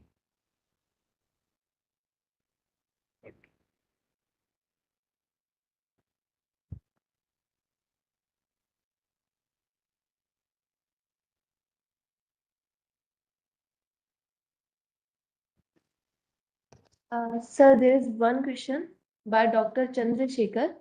mhm, He's asking, sir, when Ali measure the qubit, mhm. it collapses, how can be teleported to Bob? No, no, we are not transferring the quantum information. So that's why I drew by two lines, right? Alice only transfer the classical information. I mean, there is a classical channel, and Alice only transfer the classical information A and B. The measured A and B are the classical information out of after doing the measurement, right? So that the quantum state itself collapse. When the quantum state is collapsed, you only remain with A and B.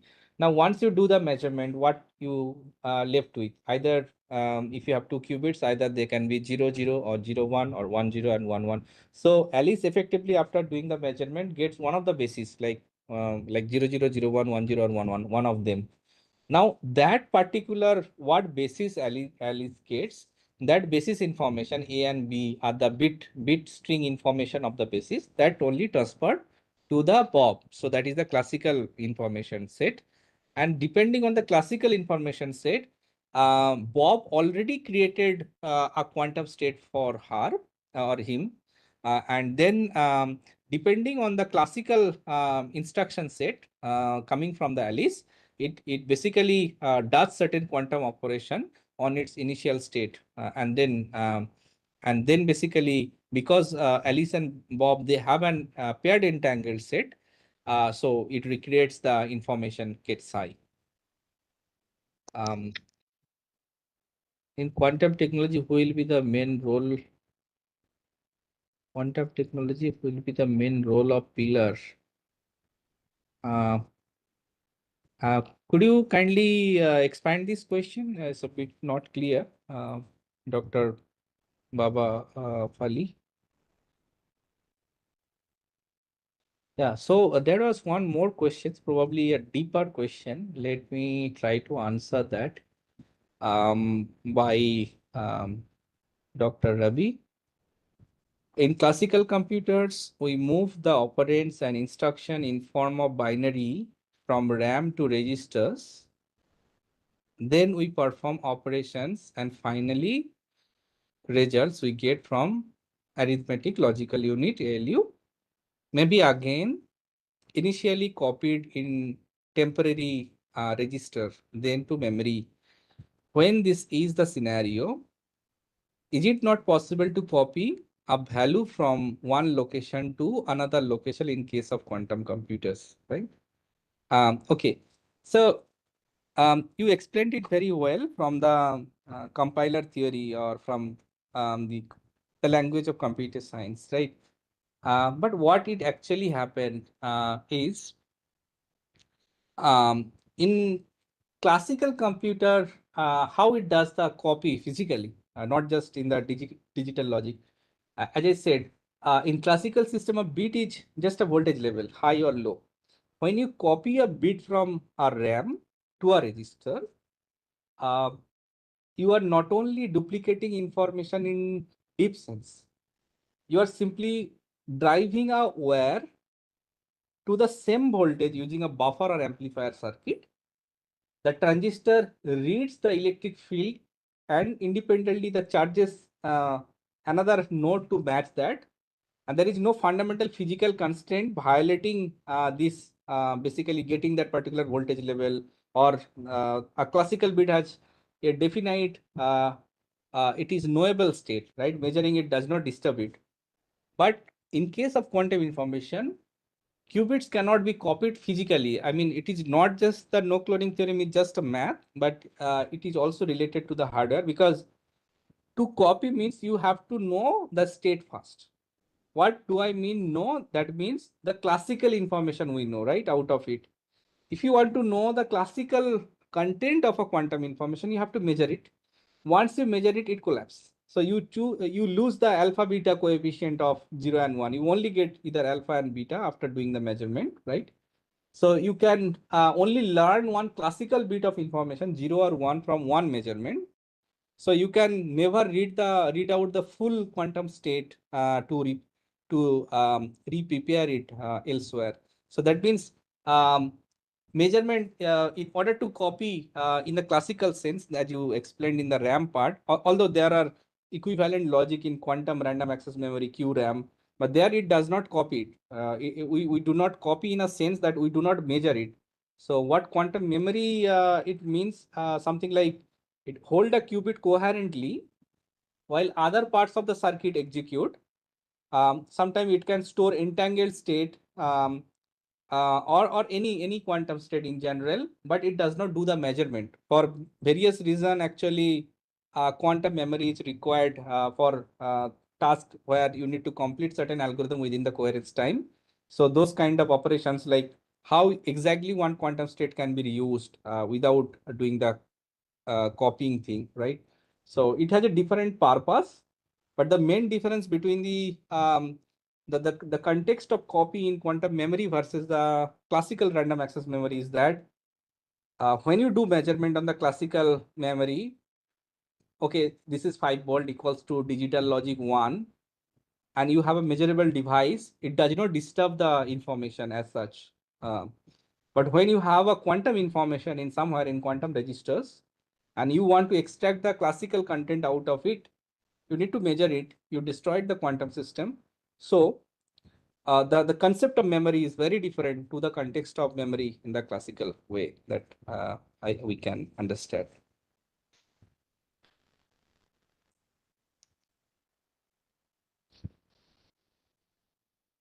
Okay, so the question, okay, let me read the question again. In quantum technology, who will be the main role of pillar? Physics, mathematics, computer science, electronics, communication. In quantum technology, who will be the main roller? Okay, as one principle in one field may not satisfy the other. Okay, so initially, I'm not a super expert to tell this answer, but in general, some tentative answer I'm giving is that uh, the origin of this topic was studied in physics. So the principles based on which the technology works, of course, the quantum physics principles, but um, the language of this quantum physics as well as the generation of the quantum information in 1970s, especially the von Neumann work, and of course, 1980s by Feynman in his lecture, he dedicatedly said that if you want to really simulate the physical system, quantum physical system, you need a quantum simulator, not a classical machine to simulate it efficiently. So that gave birth to the computation technology later, and it adapted the language of computation theory as well as the when I say computation, of course, discrete mathematics and algebra being part of it. Slowly, even those who actually watched the lecture series by Gilbert Strang, and he proudly said if Newton was born in this century, 21st century, he would rediscover the algebra, not the calculus, right? In other words, in a very different words, he said, but essentially what he tried to say it is that um, the world is running in a more algebraic than calculus, right? So the language is changed. The intuition, motivation remains same. The motivation, real motivation that started in quantum physics, that remains same. Theories developed from wave mechanics to metric mechanics to the quantum electrodynamics, specifically when generated from thermodynamics towards the QED. And later, many people are working and trying the quantum gravity, quantum relativity, as well as the relation between the quantum theory and string theory. So that is the physics angle, but a deviated angle in the technology part, the information theoretic part. So there is a lot contribution from mathematics. Now, when we try to implement anything on the physical world, right, not just theory. So what are the available things? Like, of course, you cannot go beyond the periodic table, right? So there are elements from hydrogen to some of the radioactive element, right? 113 or maybe currently more than that. Of course, those elements you will be using. So contributions from their properties, what are the elements you should choose? So chemistry will be largely involved, as well as when you really try to implement them as a physical computer, and also, so all the subject like electronics, electrical engineering, all are involved here to understand the subject from various angles. Now, for the users, quantum computer, once the computer is ready and it is good to use, because currently, for example, the IBM machines are used widely in more than 290 organizations for various purposes. Not currently commercial, but for R&D purposes. So they have been using it for various research purposes, and with error corrections and like logical qubit, this will have more and more commercial use cases in future. So uh, it is just a computation tool, and like you are using mathematics in other subjects, similarly, you can use the quantum principle, mathematics with quantum principle to any subject. So it is open to any subject. There is no bar, and there is the dedication is of course mathematics and physics, but and computer science, but there is no boundary to other subjects. So anyone can adapt this particular subject. Okay, so maybe I can start. There is no question remaining. So let me share my screen.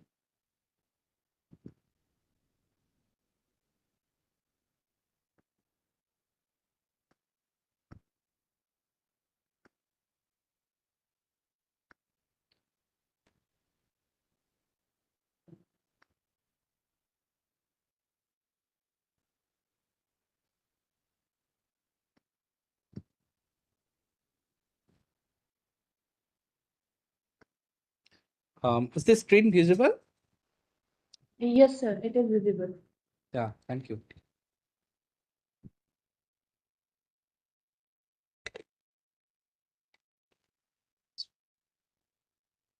Okay, so I'm just covering this part in next 30-35 minutes, and you may kindly keep your questions in the chat box. So I'll, after finishing these slides, because now I cannot see the chat box in front of me, I switched off another screen. So I'll come back to the questions later on. Oh, good. So these are the reference books as I suggested yesterday, and today's topics are not from books.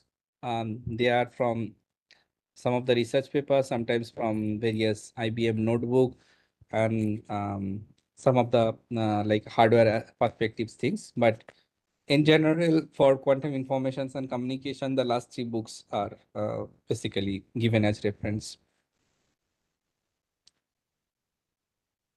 So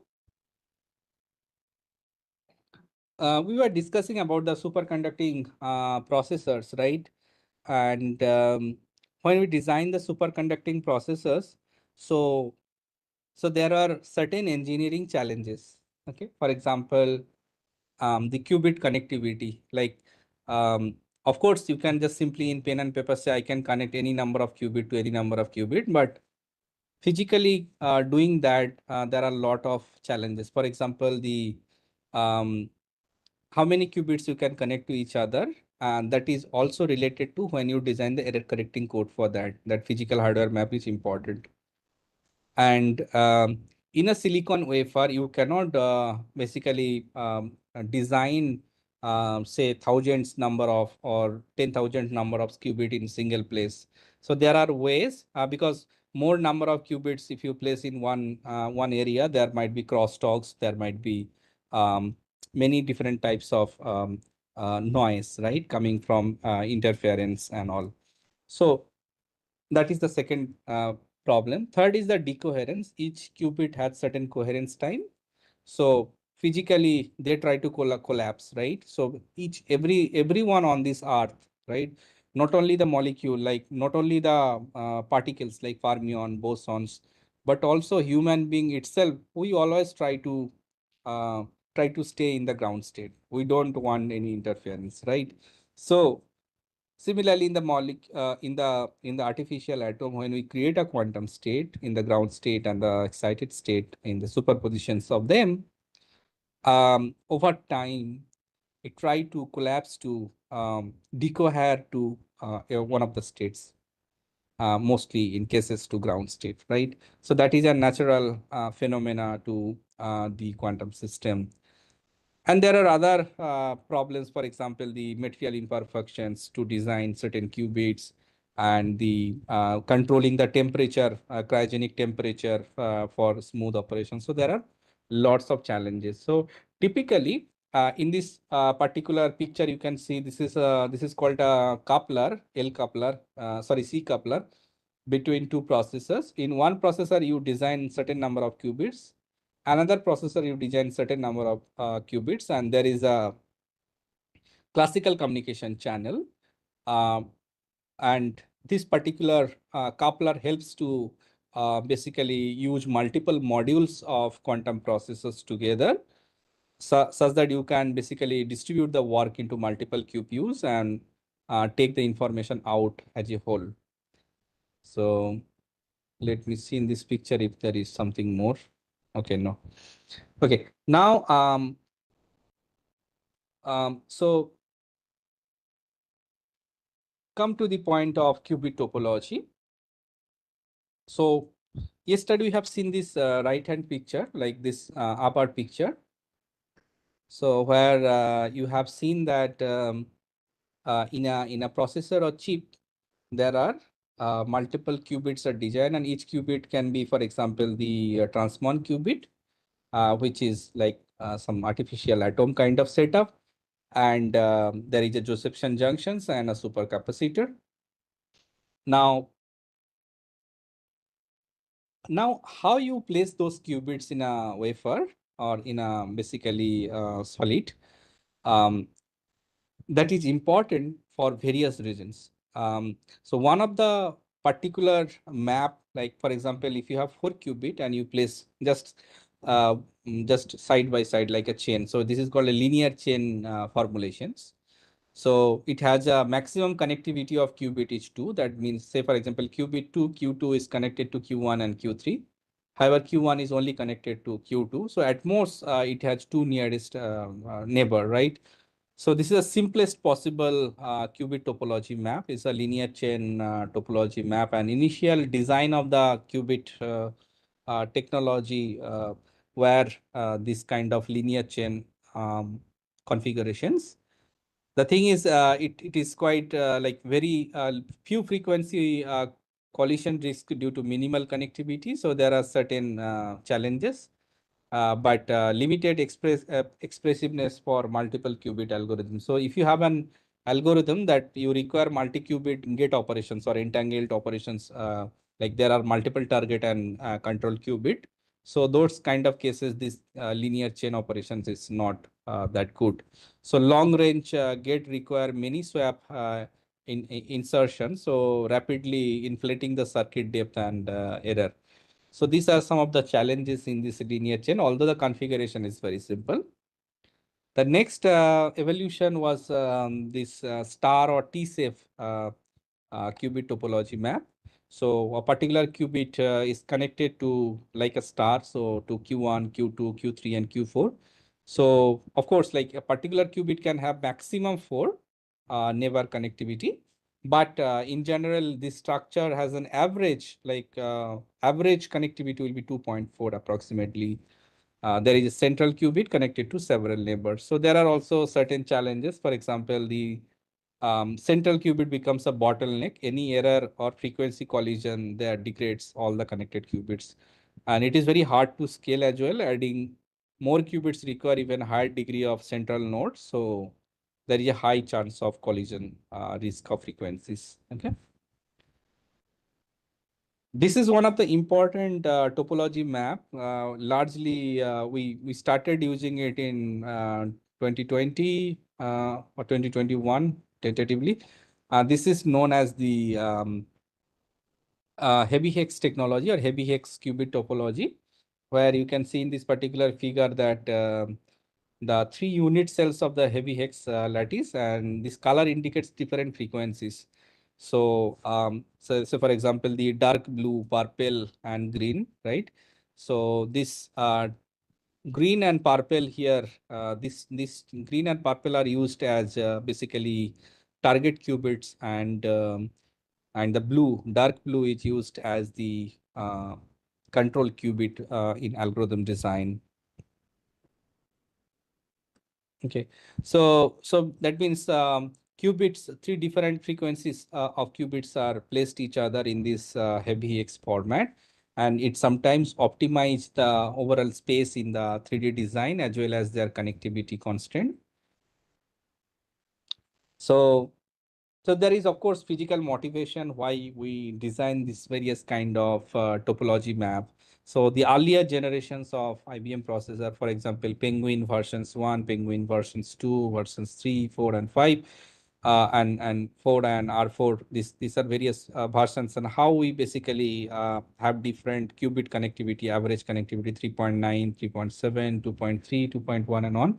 So these are different way of basically designing the qubit topology map, like which qubit will be connected to another qubit, so that you minimize the interference, crosstalk, etc.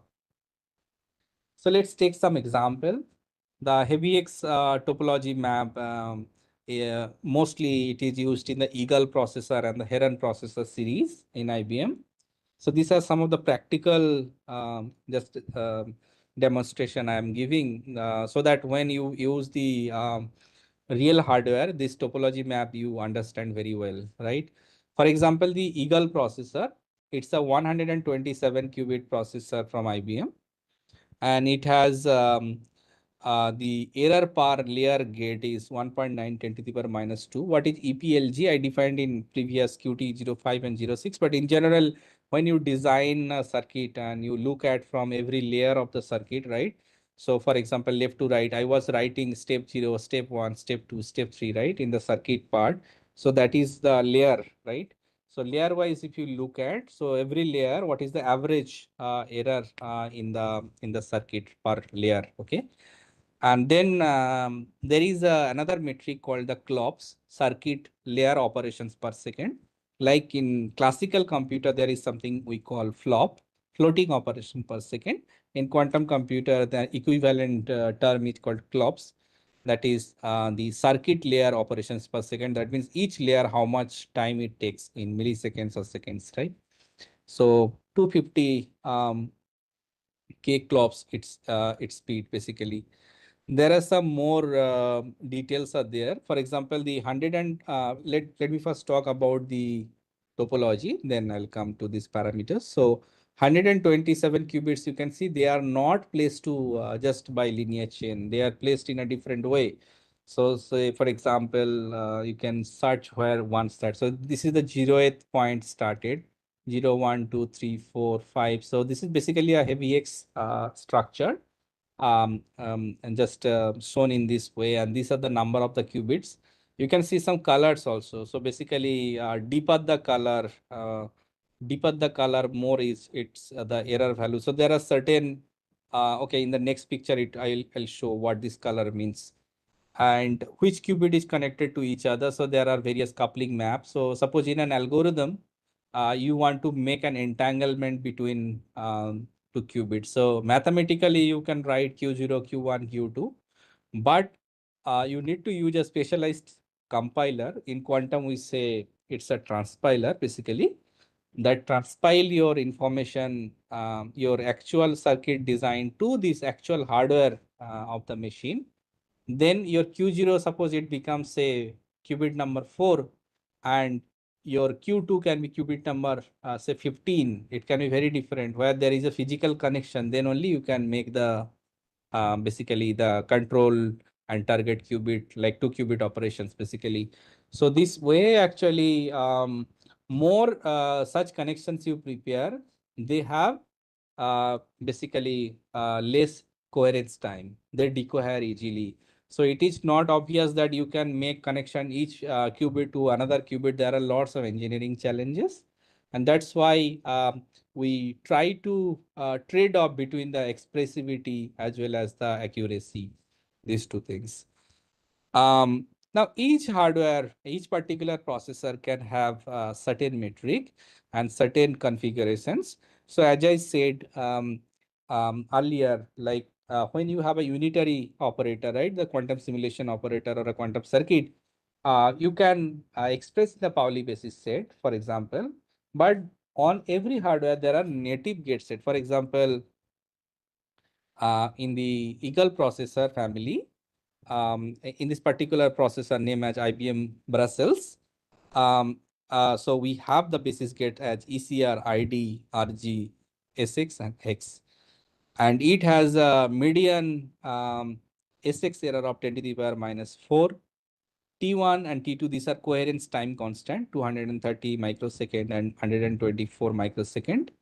2 qubit gate error is 3.46 10 to the power minus 3. So these are various gate level error are noted. So when you design an algorithm and you know that you are using some 1,000 number of quantum gates, and out of the 1,000 number of quantum gates, after decomposition, you know, okay, I am using 300 number of 2 qubit gate. So 300 and number of 2 qubit gate, you can calculate 300 times this coefficient. So you can get an average amount of error. I'll come to the questions a bit later. Just let me complete. And then heavy Higgs family, the Heron processor, another family of processors are quite popular, are known as the Heron processor, which are 156 qubit. And this is the qubit topology. Numbers are not shown here. It's basically there are the arbitrary numbers are there. Now, if you if you look at the 2-qubit, the coherence, basically time constant as well as the error value. Say, for example, readout error is 3 and 10 to the power minus 2. And the gate error, 2-qubit gate error is 10 to the power minus 3. Now here you can see the readout error is very, very less. Okay, that is 4.8, 10 to the power minus 3. Earlier it was 10 to the power minus 2. So you have a basically 10 scales reductions, right? 10 to the power minus 2 to minus 3. 2-qubit gate error, earlier it was 3.46 in the previous generation in 10 power minus 3. With hardware development and lots of engineering basically work, it is reduced to 10 power minus 4, right? Now there is a recent generation. So from heavy hex family to the square topology family, and one of the processor is called the Nighthawk processor. Of course, here we are not increasing the number of qubits because earlier we had the previous generation, we had 156 qubit. In fact, square topology, we have less qubit because more qubit and more connectivity. So um, you can incur lots of error, right? So there is a trade-off between expressivity and accuracy. So the optimal number we have chosen to be 128. And now if you compare the readout error and 2-qubit error, you can say, okay, this is poorer than this Heron processor. Even the Nighthawk processor is an advanced chip, but the readout error is bit more and the 2-qubit error is also bit more here. Then what is the utilizations? Now look at this topology. Each qubit is connected to almost every qubit with the highest 4-qubit connectivity. Like so, this is a three level connectivity. There is 4-level connectivity. Somewhere it is 2-level connectivity, right? So the highest it has a 4-level connectivity. So you can design a lot of complex entanglement, like the multi-qubit controlled things. So huge case is that this kind of processor, Heron processor and the Eagle processor, while they are efficient for various engineering problems. For example, if you have some sparse matrices where your application is highly sparse matrices configurations, right? So the yeah, so sparse matrices means you have less of diagonal element and you can have some diagonal elements. So you have less component on an average in the matrix, non-zero component. So this kind of cross connectivity requires cross connections or entanglement to generate them. So those things can be easily simulate on this kind of processes very effectively. But once you go to very highly correlated Hamiltonian problem, for example, highly correlated magnetic materials, or there are many problems where you have dense matrices, you have highly correlated matrices or informations, right? So those cases actually, this Nighthawk processor is a suitable use cases for those kind of problems where complex problems can be mapped on a quantum processors due to the higher connectivity thing. Let's take an example to understand the hardware topology. Um, I'll give two examples, one from physics, that is the TFIM Hamiltonian, the transverse field Hamiltonian, Ising Hamiltonian. And so let's take a two-side TFIM, 4x4 unitary matrix, which is a GG coupling with coefficients J and Pauli Xi. So if you just expand these matrices with the suppose J equals to 1 and H equals to 0.5, you get this particular Hamiltonian matrix. So 1, 1, minus 1, 1, 1, minus 1, and these are certain values, 0.5, and this is all are 0, right?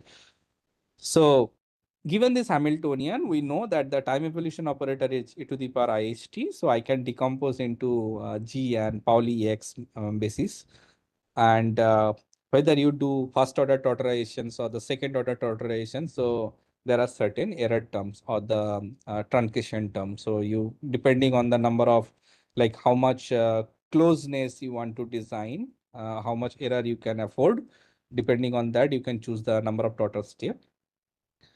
And so basically, I can represent the Hamiltonian in this way, and I can basically represent in the Pauli product form using the tautorizations approach.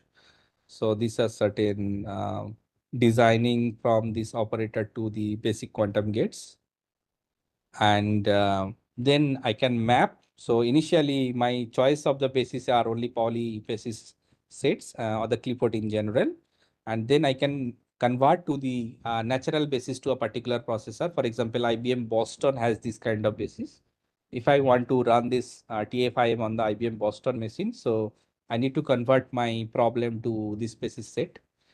In general, in if RGG this particular gate is not present in certain processor, then this can be also decomposed into C naught times identity tensor product RG and C naught. This is just a mathematical decomposition, and you can represent them. So this is as some just tutorial that given. I'll be sharing the notebook. No worry. So given certain TFIM Hamiltonian, so you write the code for the TMI IF Hamiltonian with this coefficient. I just said j equals to 1, h equals to 0.5, and say the time evolution is 1 second. So you can define the Hamiltonian matrix. You can once you define the Hamiltonian matrix, you know that it's a 2-qubit application 4x4. So you have the basis 0, 0, 0, 1, 1, 0, 1, 1, and you can compute both the direct evolution or exact evolution diagonalization as well as the tortoise based quantum diagonalization. So exact time evolution is just in Python you write exponential functions and put every value, it will return certain quantity. And using the tautorization circuit generations, you can also compute on IBM fake backend. So fake means you have your classical processor where you train your classical processor with the behavior of the quantum machine. For example, I told the certain generic backend means classical computer, which is called a simulator, with to basically define my basis gates. This which were taken from the IBM Boston machine. But of course, they can mimic the behavior, but they cannot replicate the entire quantum machine on a classical simulator. So in this TFIM case, if I, so before, for example, before, this is the TFIM matrix, and before the hardware map, I just need to decompose the circuit like this. But in general, the way I decompose the circuit in before transpilation and after mapping to hardware, because in the IBM Boston, all those gates Rx and Rg that was required for the definition of the TFIM that is present in IBM Boston. So it's a direct same mapping before transpilation and after mapping to hardware, same thing. Um, this is the more accurate versions. For example, the total step 2, if you take, right? So the circuit is bit deeper, but the accuracy will be higher because in the truncation part, like in the total truncation part, you are taking a first order plus a second order term plus less error, right? So you have a deeper circuit to minimize, you are fine to do more hardware cost in order to minimize the error, right? Now, let's take a generic Hamiltonian problem. It may not be TFIM. It can be any general Hermitian matrix from any engineering application, say image processing. And you want to encode that matrix image to a quantum computer, for example, if it is Hermitian, right? So I generate a particular certain random numbers and a matrix with those random numbers, 4x4. And then just A plus A transpose by 2 gives me a Hermitian matrix out of A. And I basically then decompose A into Pauli basis um, to run on a quantum computer. So first you need to design the Hamiltonian operator to the unitary operator. So this is the circuit for that pre-transpilation. And if you do the post-transpilation, so now your matrix is a dense matrix, not a sparse matrix, and you don't know the exact the quantum gate operations you need to do on this matrix. So these are the lots of operations, matrix operation you need to do here, but software does it for you. And once you map it to the real hardware topology, basically this is the configurations for that. So a TFIM is a well-structured matrix. For that, we know that the depth is quite less too. For the generic Hamiltonian, any random Hamiltonian, we see that depth is very high. It's 44 here, right? So, and also there is because of the very high depth, actually, you can see how much fidelity is lost. Here it is 0.99 and here it is 0.97. So more loss each year, right? There are some advanced topic, those who are interested, for example, the hardware aware algorithm design, and there are some research papers I put here. Those who are interested can have look. So the objective is overall minimize the swap gate. Swap is a 2-qubit gate. Sometimes we need to transfer information from one qubit to another qubit. Of course, not by copying, but just by transferring, right? I mean, interchanging, swapping the information. So for that, there is a gate called the swap gate. And we also try to minimize the use of 2-qubit gates in general because they have low coherence time, minimize the overall depth. Try to improve the accuracy or precision. That's the overall objective, for which we need to understand the hardware topology. And there are certain answers. That means, given a hardware topology, can I design an algorithm intelligently, which basically can run on a hardware efficiently, right? So one of the answers is called the LUCJ answer in chemistry, unitary cluster Jastrow answer. So basically, in this answer, they basically represent a quantum state into the Jastrow clusters way. As there are many basis sets, like for example, Fock state, Hartree-Fock state, or UCCST. So one of the hardware efficient one is called the LUCZ, linear unitary cluster Jastrow theory. And if you are interested more how this and such works on a particular design of qubit, so there are certain research papers I mentioned here. So with this, I conclude here, and I'll take questions maybe.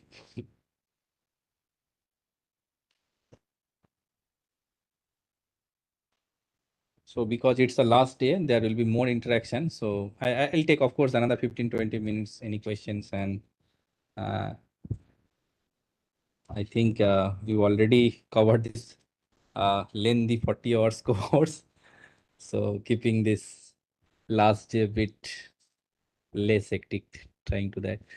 Okay, so the question is, after completion of this 1-year series in quantum technology, can you or anyone from panel reflect some light on immediate jobs perspective?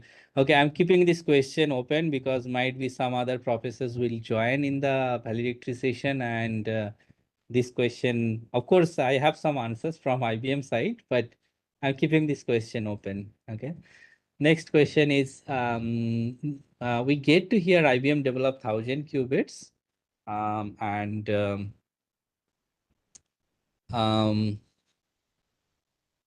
then all the real world problems can be solved without any constraint of number of qubits. Can you please throw some light? Also, please connect with NIST, physical qubits and logical qubit. Okay, fine. First of all, that's 1,000 qubit story is our experimental work. It's not a commercial thing that we offer. Second is 1,000 qubit does not mean that in a single wafer you have 1,000 qubits. So there are multiple small processors which are connected together to operate as a whole in the machine. Like in the classical machines, you have multi-core processor, right? Dual core processor, quad core processor. Similarly, the 1,000 qubit processor is multiple single chip. They are coupled together using L coupler, M coupler, and C coupler, whether they can communicate each other or not to solve some big problem. But that is not a commercial offer, first of all. There are lots of challenges and people have been working on that. Second part of the question is, can you throw some light, also connect with this? So all this physical qubit has their own limitations, although I mean, it doesn't limit you to apply your problem on quantum computer because there are many problems. In chemistry, people always try to get solutions towards chemical accuracy, but in engineering problem, we are fine if there is 2% error in the solution, right? If there is a difficult problem and we get 97% accuracy, we are fine with that. Those problem for that, actually qubit fidelity is not a big question, first of all. Second part is, all these qubits are physical qubit. Physical qubit by mean they are designed with physical physical component in a way like the QC processor, the Josephson junction, and the super capacitor based oscillator type of circuit, for example, the transmon qubit, right? And they have a natural decoherence issue. They have some sort of thermal issue if it is not properly cryogenic chamber. So there are magnetic interference from other components. If you place multiple qubits together, like very near to each other, they interfere each other. You may not get distinct frequency component, very crystal clean frequency component for the LC oscillator. There might be some interference or ensemble configurations. There might be crosstalk between the qubits. So there are various sources of interferences associated with the physical qubit. Now, and of course, if you design a quantum computer with these noisy qubits, right? And that noise level I just shared in the topology, Mach 10 to the power minus 4, 10 to the power minus 3, 2, this kind of thing. And for some application, this kind of error, accumulated error, might not be that meaningful. For some applications, those error might be important, right?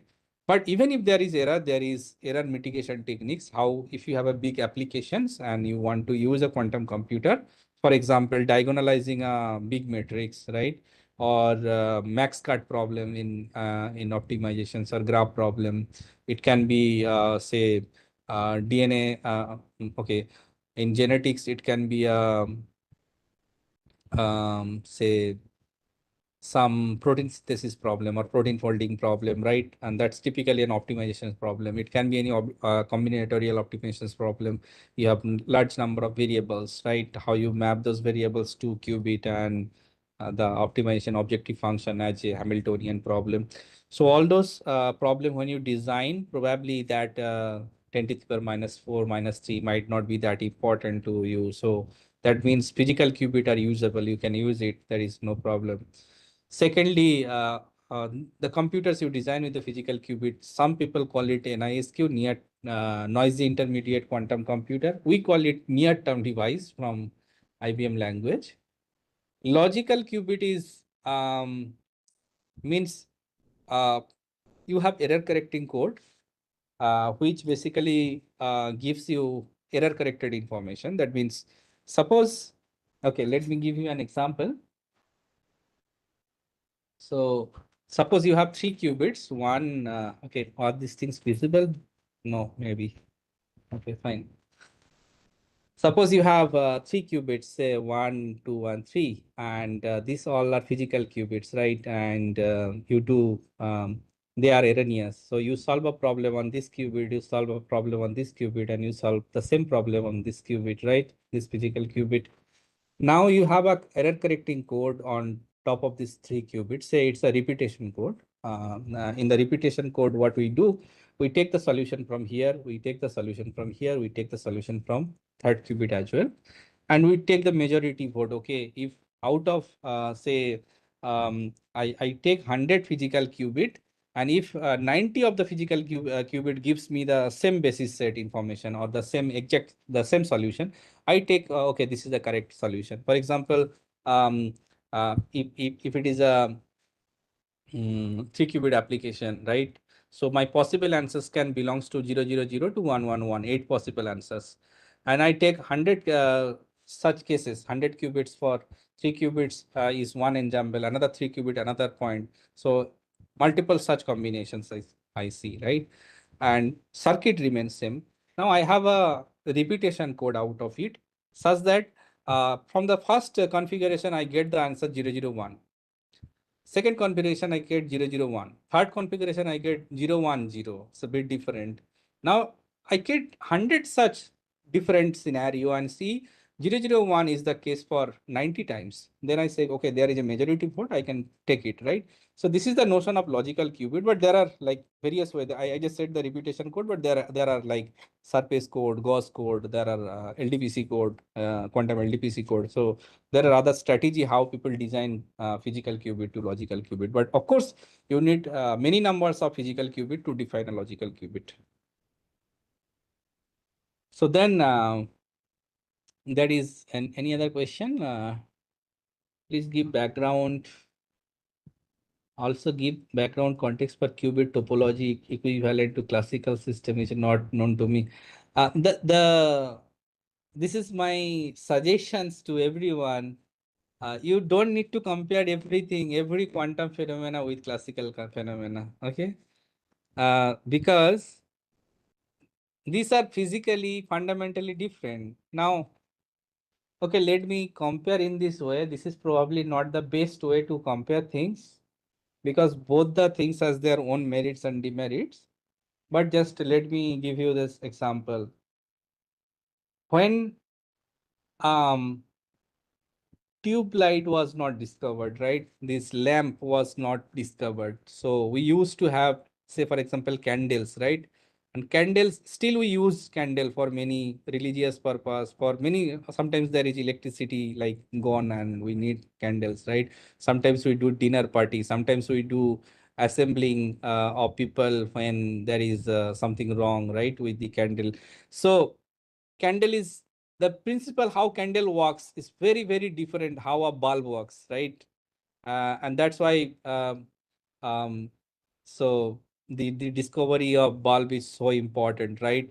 The two technology are very different. Now, if you try to compare, like, okay, I have a bulb, I need voltage. So can I use voltage to basically lightening a candle? That might not be a relevant question for a candle. You just need a matches. That's it. It done. Now, candle is good for many reasons, but you cannot play an entire football match using candle. Probably that might be difficult. You need a bigger lights and all. So quantum computer has a big purpose. Of course, many problems are well solved by classical computer. You don't need to do addition operation on a quantum computer. Classical computer are best for that. Quantum computer are good for bigger problems. Even we don't know a smaller subset problems which can be better solved by quantum computer. So we need to wait. Many problems people have been solving on quantum computer and trying to push the boundary where quantum can give advantage, better result than classical. So the research is on and people have been working on it. You don't need to wait. You can also try many problems and solve on a quantum machine. I think that justify the thing.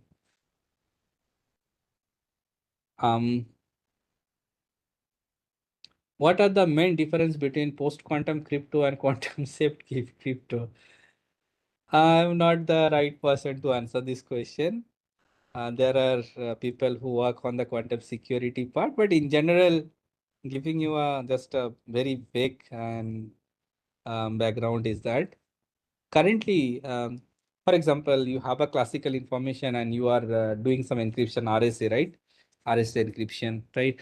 And the classical sieve algorithm takes exponential time to break the RSA algorithm.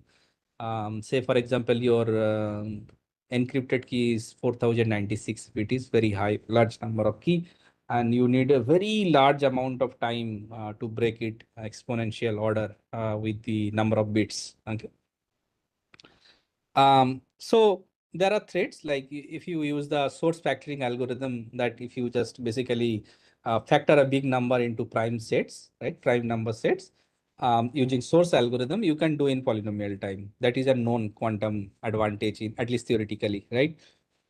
And that's why if you have very good number of logical qubits, possibly you can break it. So the communication principle itself is classical, but the algorithm is a threat.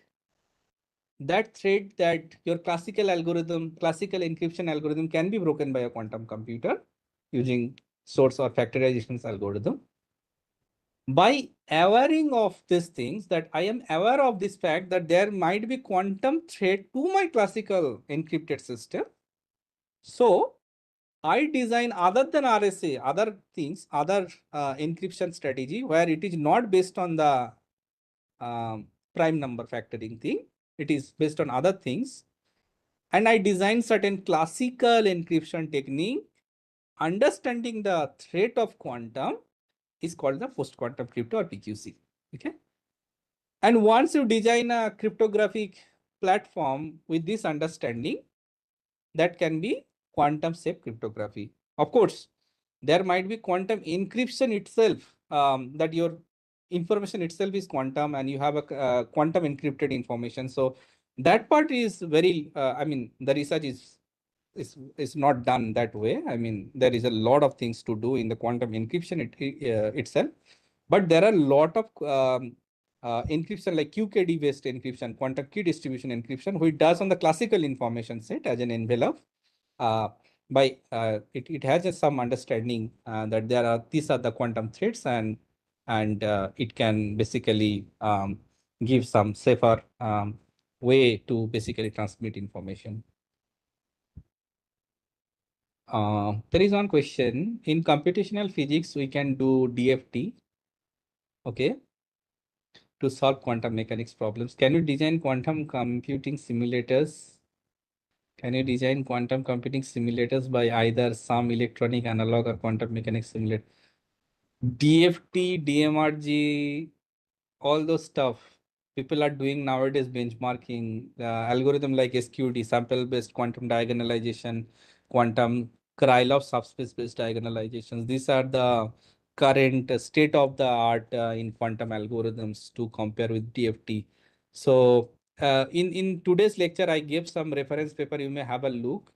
So the answer is, in short, there are papers and people have been working on those things. Like in computational physics, people have been working in the quantum computational part, especially if you have a highly correlated Hamiltonian problem, right? So all those quantum, basically the correlated Hamiltonian problem. So mapping, like approximating to classical and then simulating on a classical computer, you are basically compromising a lot in the quantumness of the problem. But if it is possible, of course, because currently we don't have the 6-qubit connectivity, but we have up to 4-qubit connectivity. If you can map the problem properly on the qubit topology using certain encoding techniques, I think there are possibility or at least potential to solve many computational physics problem on a quantum computer. People have been working on it. So I personally work on a problem with Professor Manoranjan at SN Bose on some of the quantum phase transition problem. So there are works going on. Up to which level I can work on quantum computing? Up to which level I can work on quantum computing? This is up to what level you have interest like that.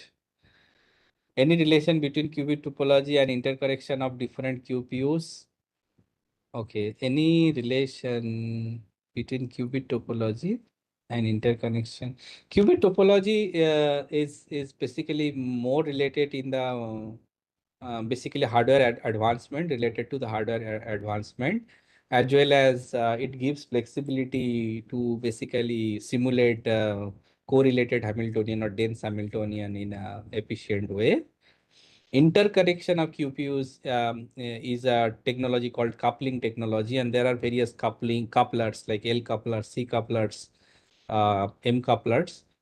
Now, how qubit topology is connected to couplets, I do not get one-to-one relation, but maybe you can have a look if there are some research papers.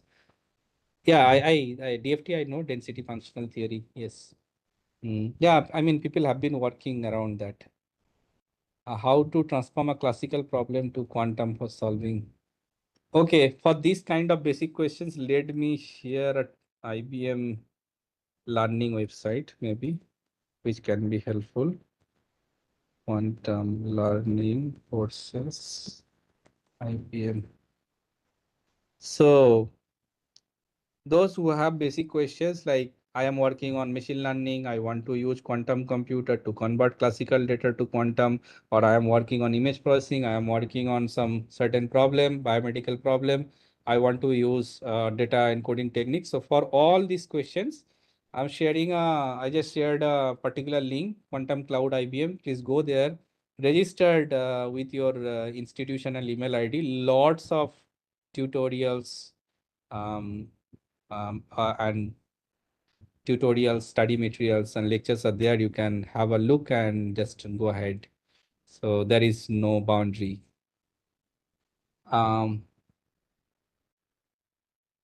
suggest how to be more familiar to quantum computing subjects. Besides being a full-time research scholar in domain of biomedical instrumentation, I bought your book from Amazon. Thank you. And just suggest to acquire quantum things like a UG student. Okay.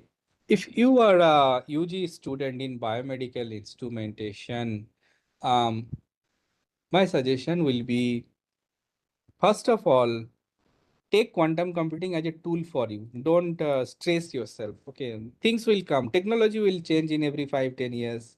For example, earlier it was machine learning, then deep learning, AI, and now it is quantum. Of course, quantum can become an umbrella. Probably, you hope so.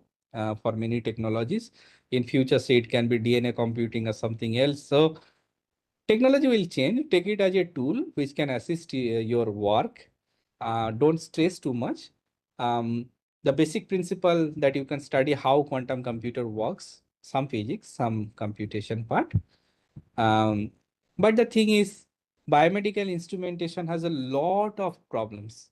If it is biomedical engineering, for example, there are problem like um, ECG, EEG, right? Those kind of signal acquisition, signal denoising, signal transformations.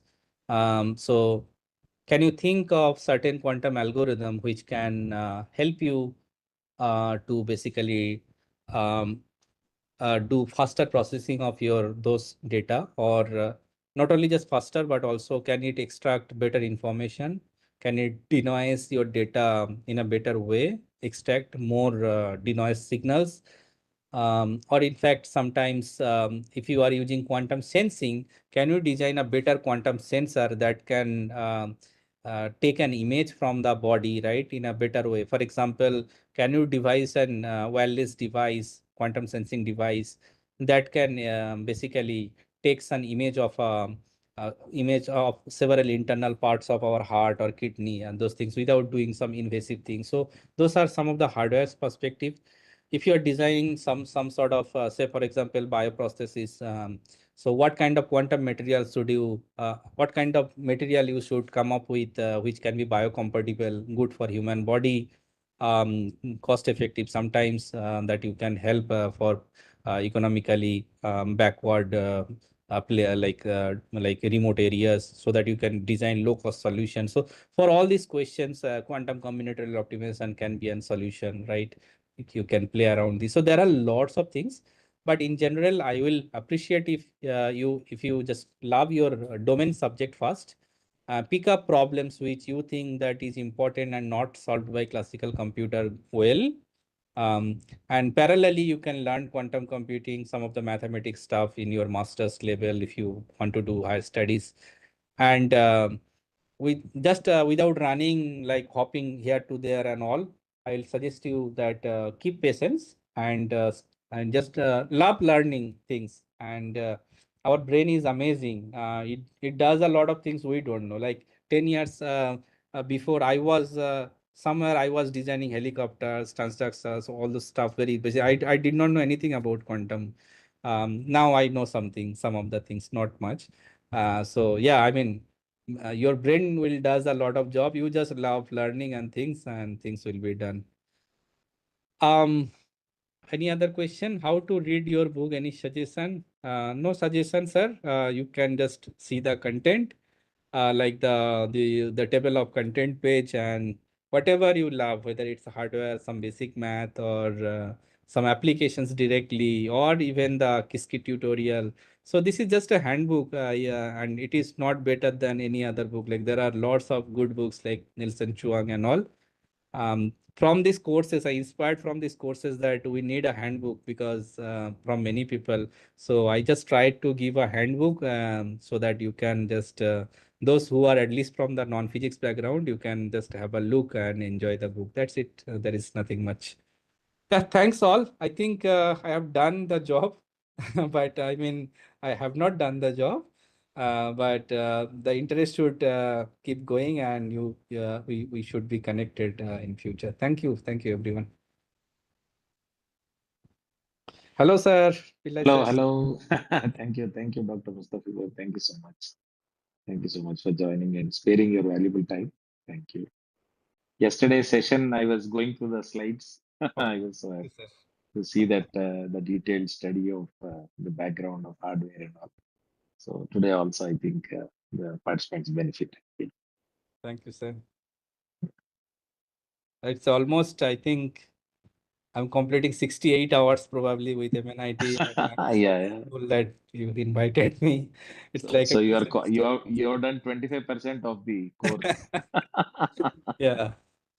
Good, good. That's nice. I think we are going to start in July first week, the second series, Yes, sir. the third series, you can say. Then we will start. So again, we will look at some of the quantum computation part of the first course that you can try to Yeah. cover.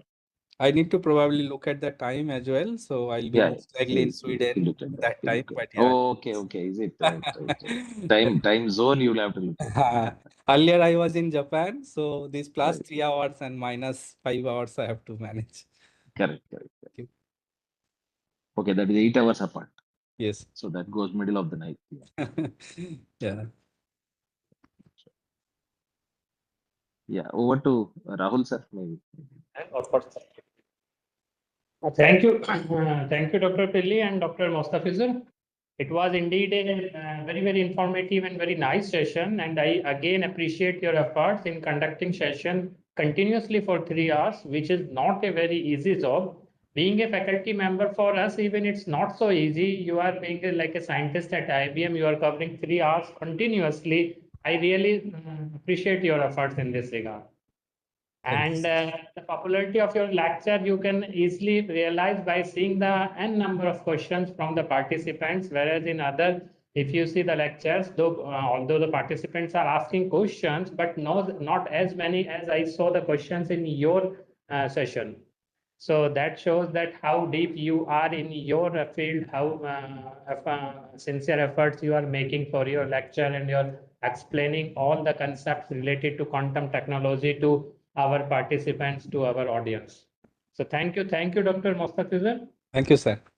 Yeah, on the behalf of sir आप EICT. Focus में नहीं है मतलब your face is not visible. Right, sure. Thank you. Yeah, so Sorry. on behalf of EICT Academy, MNIT Jaipur, as well as EICT Academy of IIT Roorkee, IIT Kanpur, NIT Patna, as well as other affiliated institutions in this series, quantum series, I extend my heartfelt thanks to you for being a speaker in our FDP and covering almost 6 hours in our FDP. So, Dr. Mostafizur, you will be getting a few emails, series of emails from us.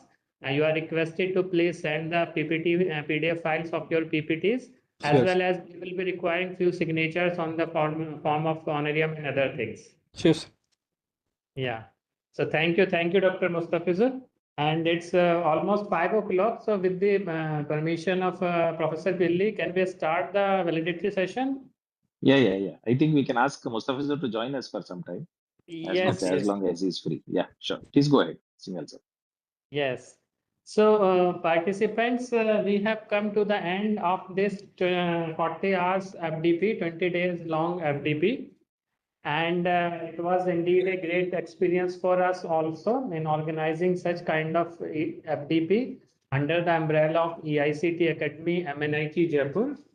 First of all, I would like to give my thanks, and I would like to acknowledge the help and support provided by EICT Academy and their staff, because their staff is continuously working with us in having like connecting with us with the participants, writing all the emails and giving all the reply responses of all the queries raised by the participants. So I'm thankful to the all EICT Academy staff, including Dipesh, who is working here day and night for us. Now, thanks are due to the chief investigator and other co-investigators of EICT Academy, MNIT Jaipur, especially Professor Vineet Sahulaji and Professor Emmanuel Pillaiji, for helping us in conducting this FDP or providing this opportunity to conduct this FDP under EICT umbrella.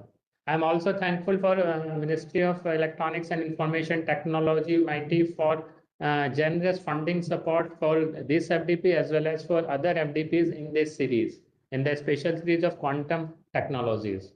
So participants, we have in this FDP, we have got more than 750 registrations, and I have seen daily almost more than 350 candidates were present online with us. Those who are having their offices in office engagements from 9 to 5, they are not able to join, but I'm sure they must have seen all those recorded videos of the lectures of the speakers, and all of you have written the quizzes also.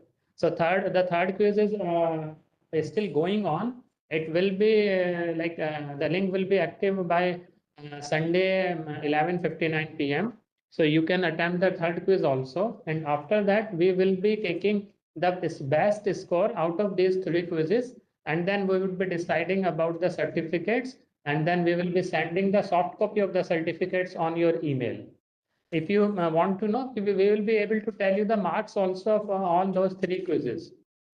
So those who have not attended first or second quiz, I would like to make a request to them to please attempt the third quiz so that they can be eligible for getting the certificate.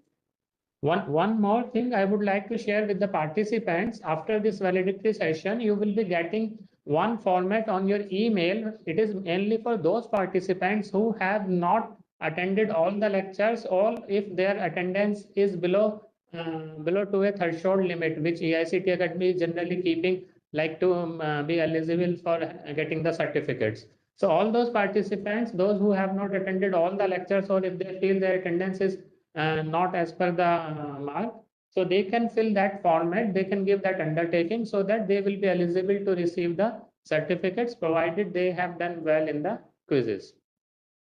So with this, I am basically now transferring the call to Professor Pilli. He would like to share something about this invalidity session. Yeah, I think maybe we can listen to the participants more, but let me quickly summarize that this is the solid state physics was one course, and the next course that is coming up, quantum optics, were two courses that will actually make the what do you say, the understanding of quantum more clear. As you have seen, Dr. Mustafizur is a computer scientist, and he's basically an algorithms man. But as you see the depth with which he went, that is what was very much needed. I missed the lecture yesterday, but I went through the notes because I was traveling. I'm in Jodhpur now, so I was traveling and I had gone through the slides that were shared. So I asked my students to go through the lecture again, so you can understand the importance at which these things. And I would like to also congratulate Dr. Rahul Singhal and Dr. Venkatratnam, both the coordinators who brought in very important speakers from very reputed institutions who are, in fact, getting the technical director of one of the quantum vertical. That is really a very good effort, and that's one highlight we can say for this course, and various speakers who have shared their wisdom and understanding, and of course you have enjoyed, I hope, and then a lot of good content is generated because of their presence and their sharing. And this is actually for life. And my satisfaction comes in designing the speakers and designing the schedule so that these video lectures are available for life for any Indian student, any Indian faculty who would like to learn on quantum computing free of cost. We are making that available. That's the biggest contribution that these courses have done, and you have also contributed a lot.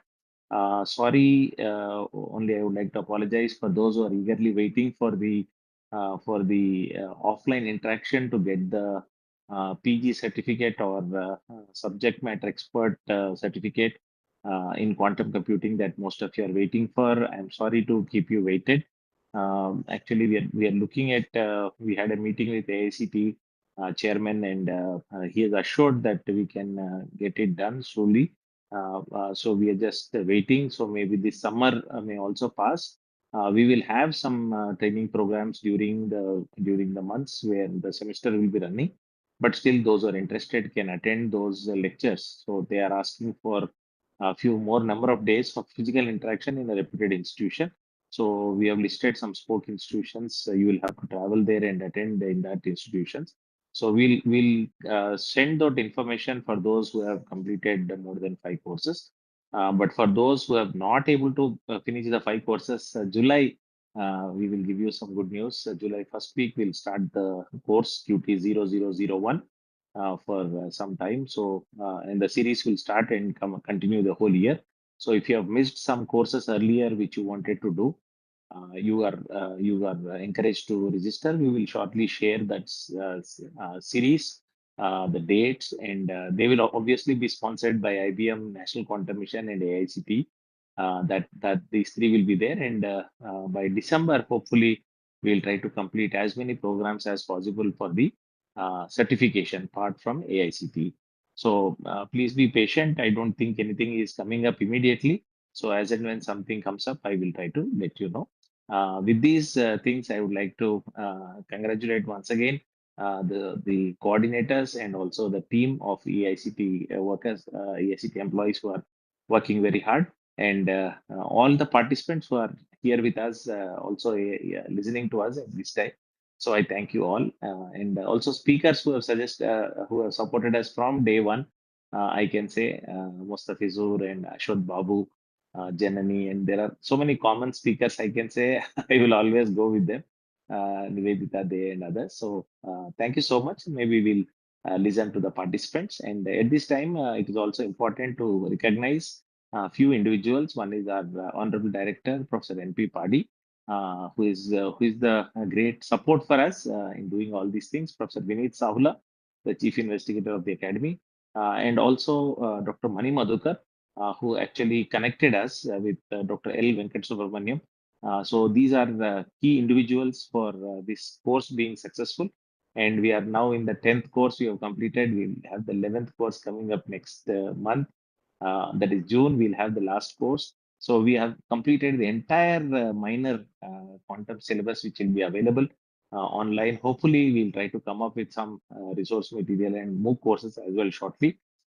With this, these are some of our plans, and hopefully, I will try to complete this. I wish you all the best, and once again, I thank Dr. Rahul Singhal and Dr. Venkatatnam Kamma for putting up this entire program and all the great speakers who are there part of us. Thank you so much.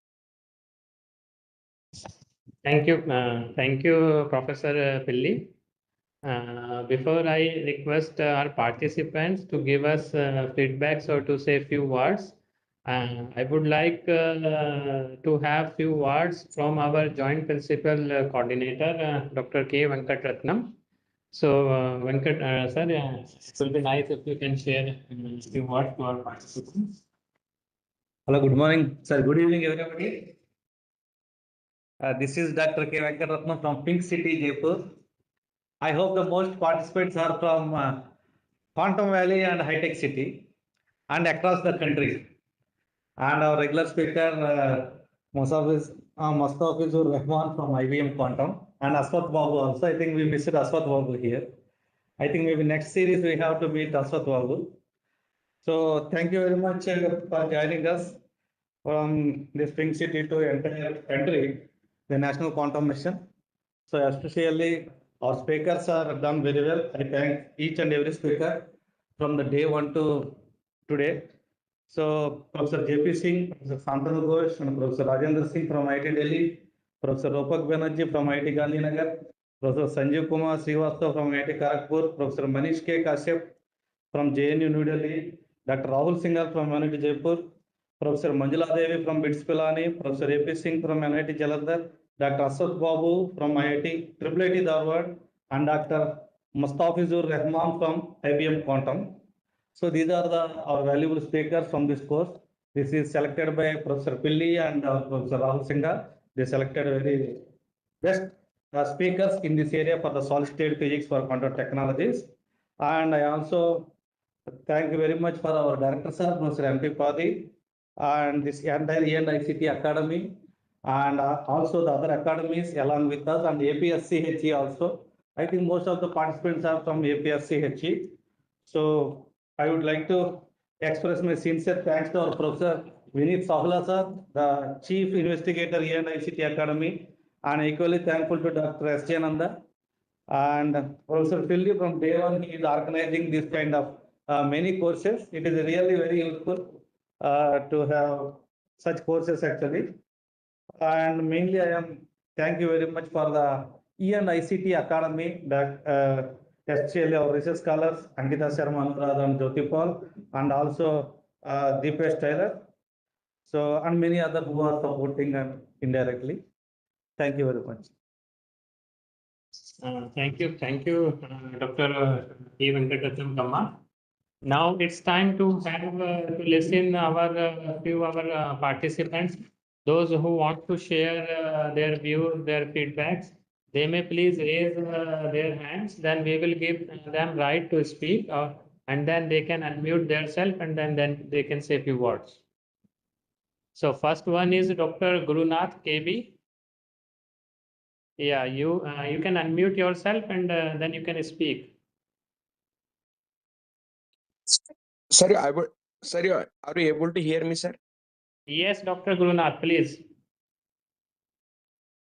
Sir, for completing this entire 40 hours without strictly and smoothly, and always reminding on WhatsApp that please join as early as possible and cooperating much more, sir. Now, actually, by this earlier, I was about to quit this QT in QT-1, but now I am without hesitation, without any confusion. I am dealing with my student. And yesterday, sir, I think sir is not there. Especially for Mustafizur Rahman, sir, I was wrote one shairi, sir. I want to be read that, if your permission. Yes, please Because go ahead. I am the first person who follow the Mustafizur Rahman, sir. My students are following you, sir, and your books are in my library, sir. Cat 0, Cat 1. Sir झुक के सलाम करो आपको sir पहला तो आपको ईद मुबारक हो sir झुक के सलाम करो उनको जिनको इतना नॉलेज है उनकी वजह से हमें भी कुछ मिला है झुक के सलाम करो उनको जिनके हक में ये मुकाम आता है खुश नसीब है वो खून जिस घर में आपका जन्म हुआ है धन्यवाद सर सर शायद आप हिंदी समझते होंगे मेरे से बंगाली है तो समझ जाएंगे Yes, sir. Yes, sir. I understand, sir.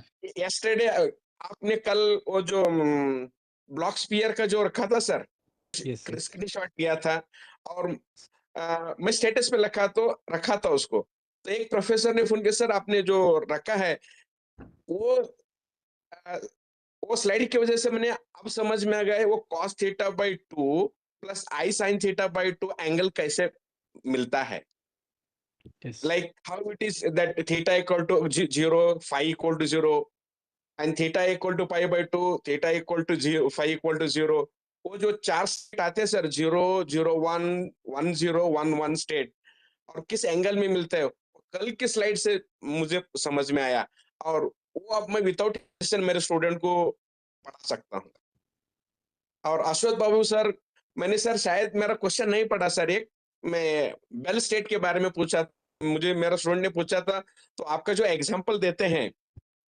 वो मुझे देना उसमें उस समय मुझे उतना सही नहीं आया मेरे स्टूडेंट को उसमें जस्टिफाई नहीं किया मैंने पूरे 10 क्यूटी अटेंड किया है और 10 क्यूटी से मेरे को पता नहीं किसको क्या मिला है सर्टिफिकेट मिलता है नहीं मिलता है लेकिन मुझे जो नॉलेज मिला है मैं स्टूडेंट को दे दूंगा और 69 ईयर ओल्ड का प्रोफेसर मैं वो स्टेटस देखे सर ये क्वांटम स्टेट क्या है सर आपने रखा है मेरे को थोड़ा बेसिक इन्फॉर्मेशन भेजो मैंने उनको आधा घंटा लेक्चर दिया सर आपकी वजह से so now I am more popular in my region that if you want to know quantum meet to the Gurunath this much knowledge I have gained for especially for this basic quantum gates and what are the common gates like X gate, Y gate, Z gate, then S gate, T gate, control Z gate, then Z gate, topology gate. I am struggling for the 3 qubits topology gate, that 8 by 8 matrix part, sir.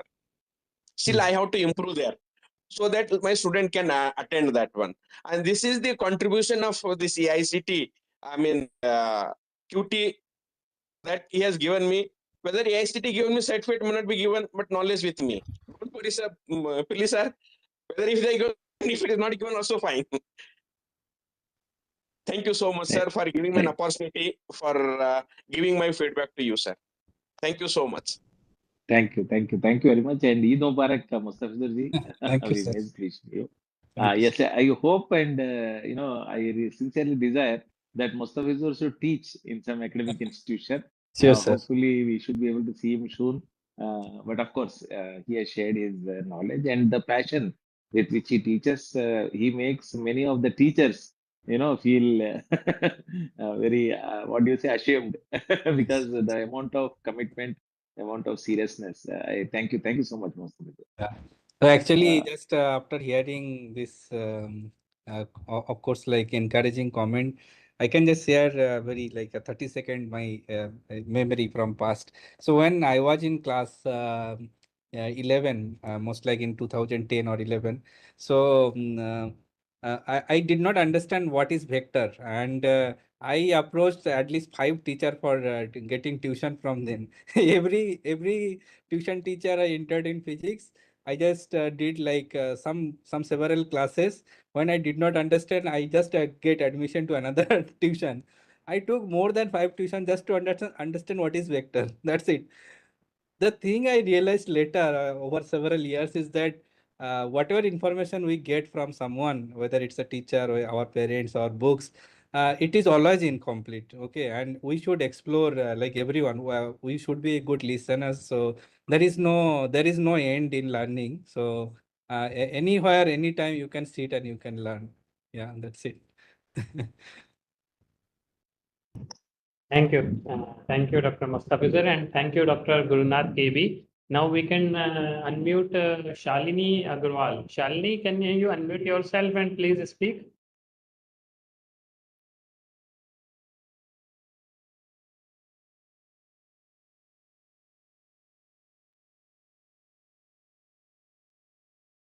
Shalini, would you like to share your feedback or your views? We have given rights you to speak in your microphone.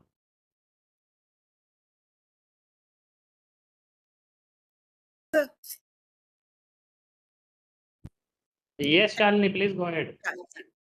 Yeah, good afternoon, everyone. Namaskar. This is Dr. Shalini Agarwal from Amity University, Lucknow campus. And a heartfelt thanks to organizers and AICT and all the faculty members who have been taking these sessions very, very diligently. I have done 4 or 5 seasons of this quantum FDP, and the next one which is coming is also in my pipeline. I'll be doing it. I'm very happy to share that we at Amity University have launched a very ambitious project of Amity Quantum Mission. Our Vice Chancellor and Chairman, they launched it last year. And I'm so happy that because of these FDPs, I am one of the scientists of that group. And basically, I am working in quantum cryptography and quantum machine learning. Not working, I would say I'm rather picking up that field because I belong to computer science and engineering, but the complementary parts of physics, measurements, and all that is stuff related to the hardware part of this technology, it is only uh, clear to me, or rather I'm able to pick all those concepts because of such nice and elaborative sessions. And I also conducted one FDP at my university, and I connected to Dr. Jaskaran Singh and Dr. Nitish Andola only because of this FDP, because I was following them on this platform. And when I requested to give a lecture in my university, they readily agreed, and that was a big achievement and very satisfying moment for me, because as technology person, I'm able to upskill and upgrade myself. So heartfelt thanks to all the organizers for this opportunity. Thank you very much. Thank you, Dr. Shalini, madam. Thanks for your nice words and thanks for your appreciation. Any other participants? Please raise your hand if you would like to speak something about our FDP.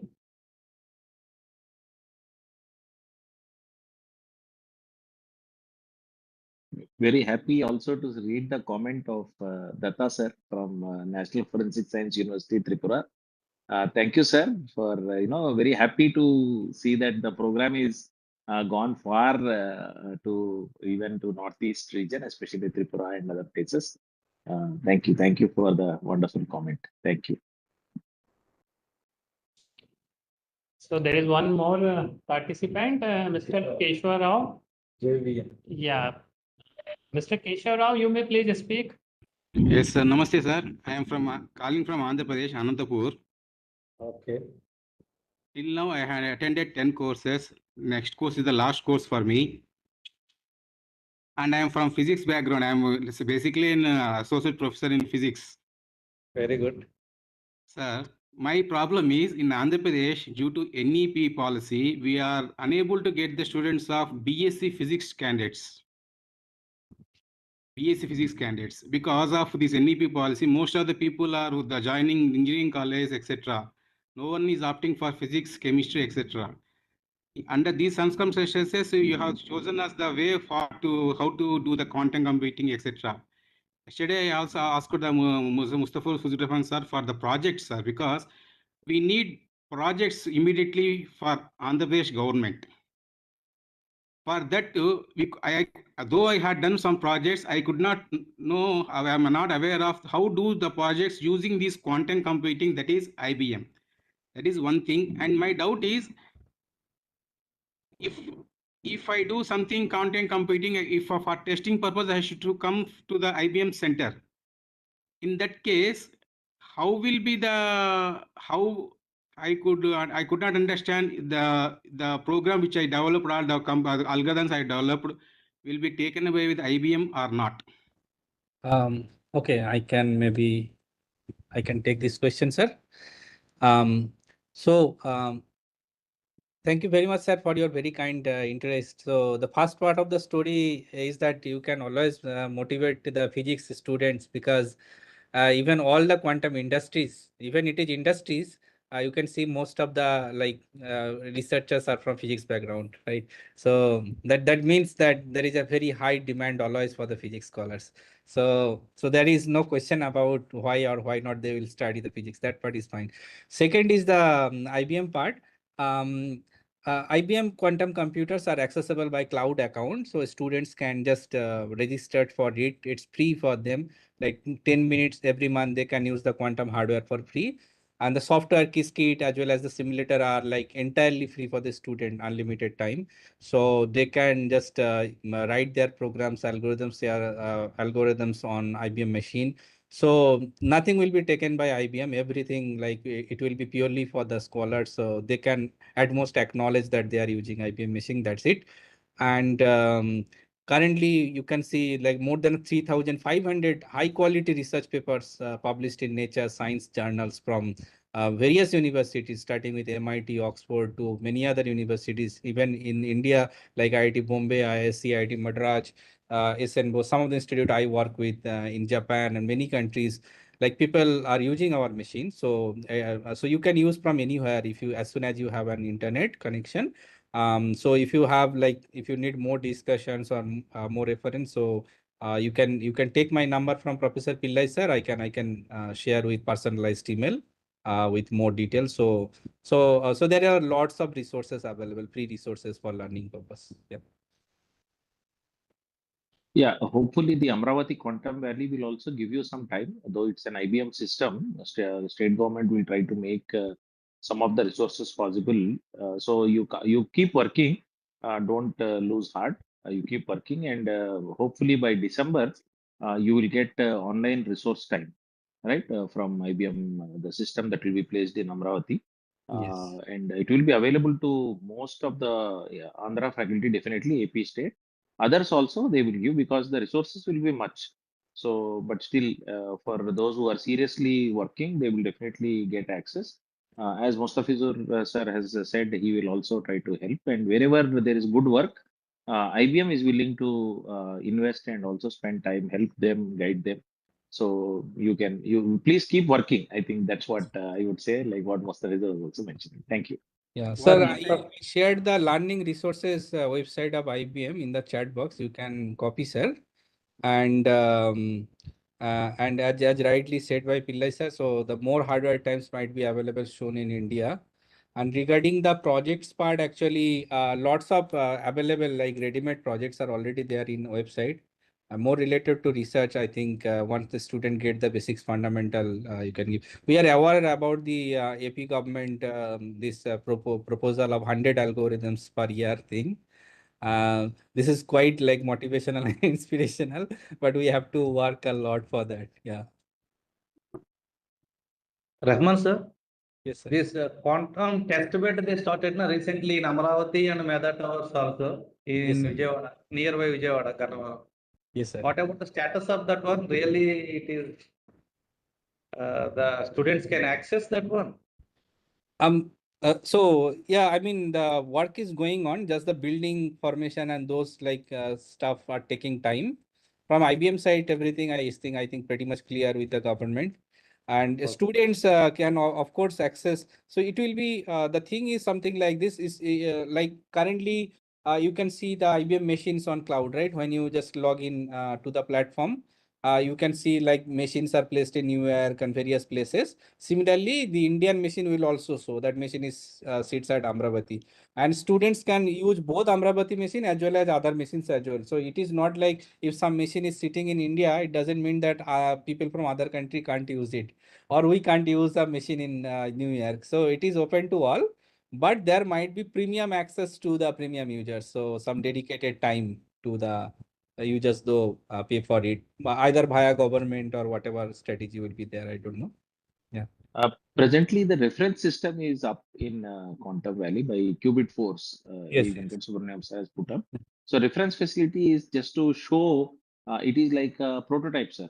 Venkat sir, it is like a prototype where you can go and make a feel, see how it is. You can understand the components like that. It is like a what do Yeah. you see a demo kit kind of thing is there. Yeah. Right? So that So is what is yeah. available. You can. Yeah, Venkat sir is the best person to explain that. In general, what I know from outside of it is reference facility is very good for those who wants to understand how actually quantum computer works in hardware level.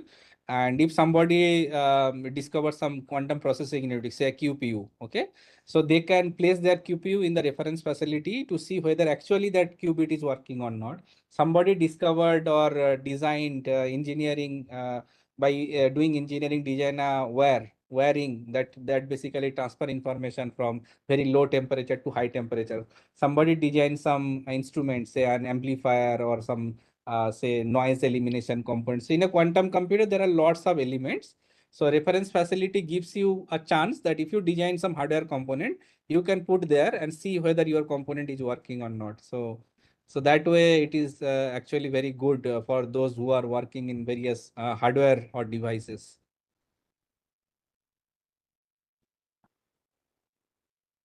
Dr. Girdhar, would you like to share your views? We have Dr. Girdhar from NIT Patna.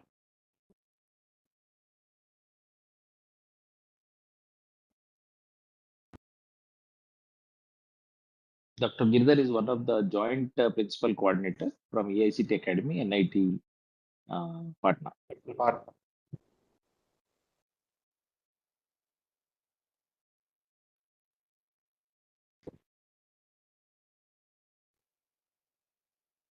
I think Girdhar he's sir? muted, I think. Yeah. I think he is muted. Any other participant, if they would like to share their views?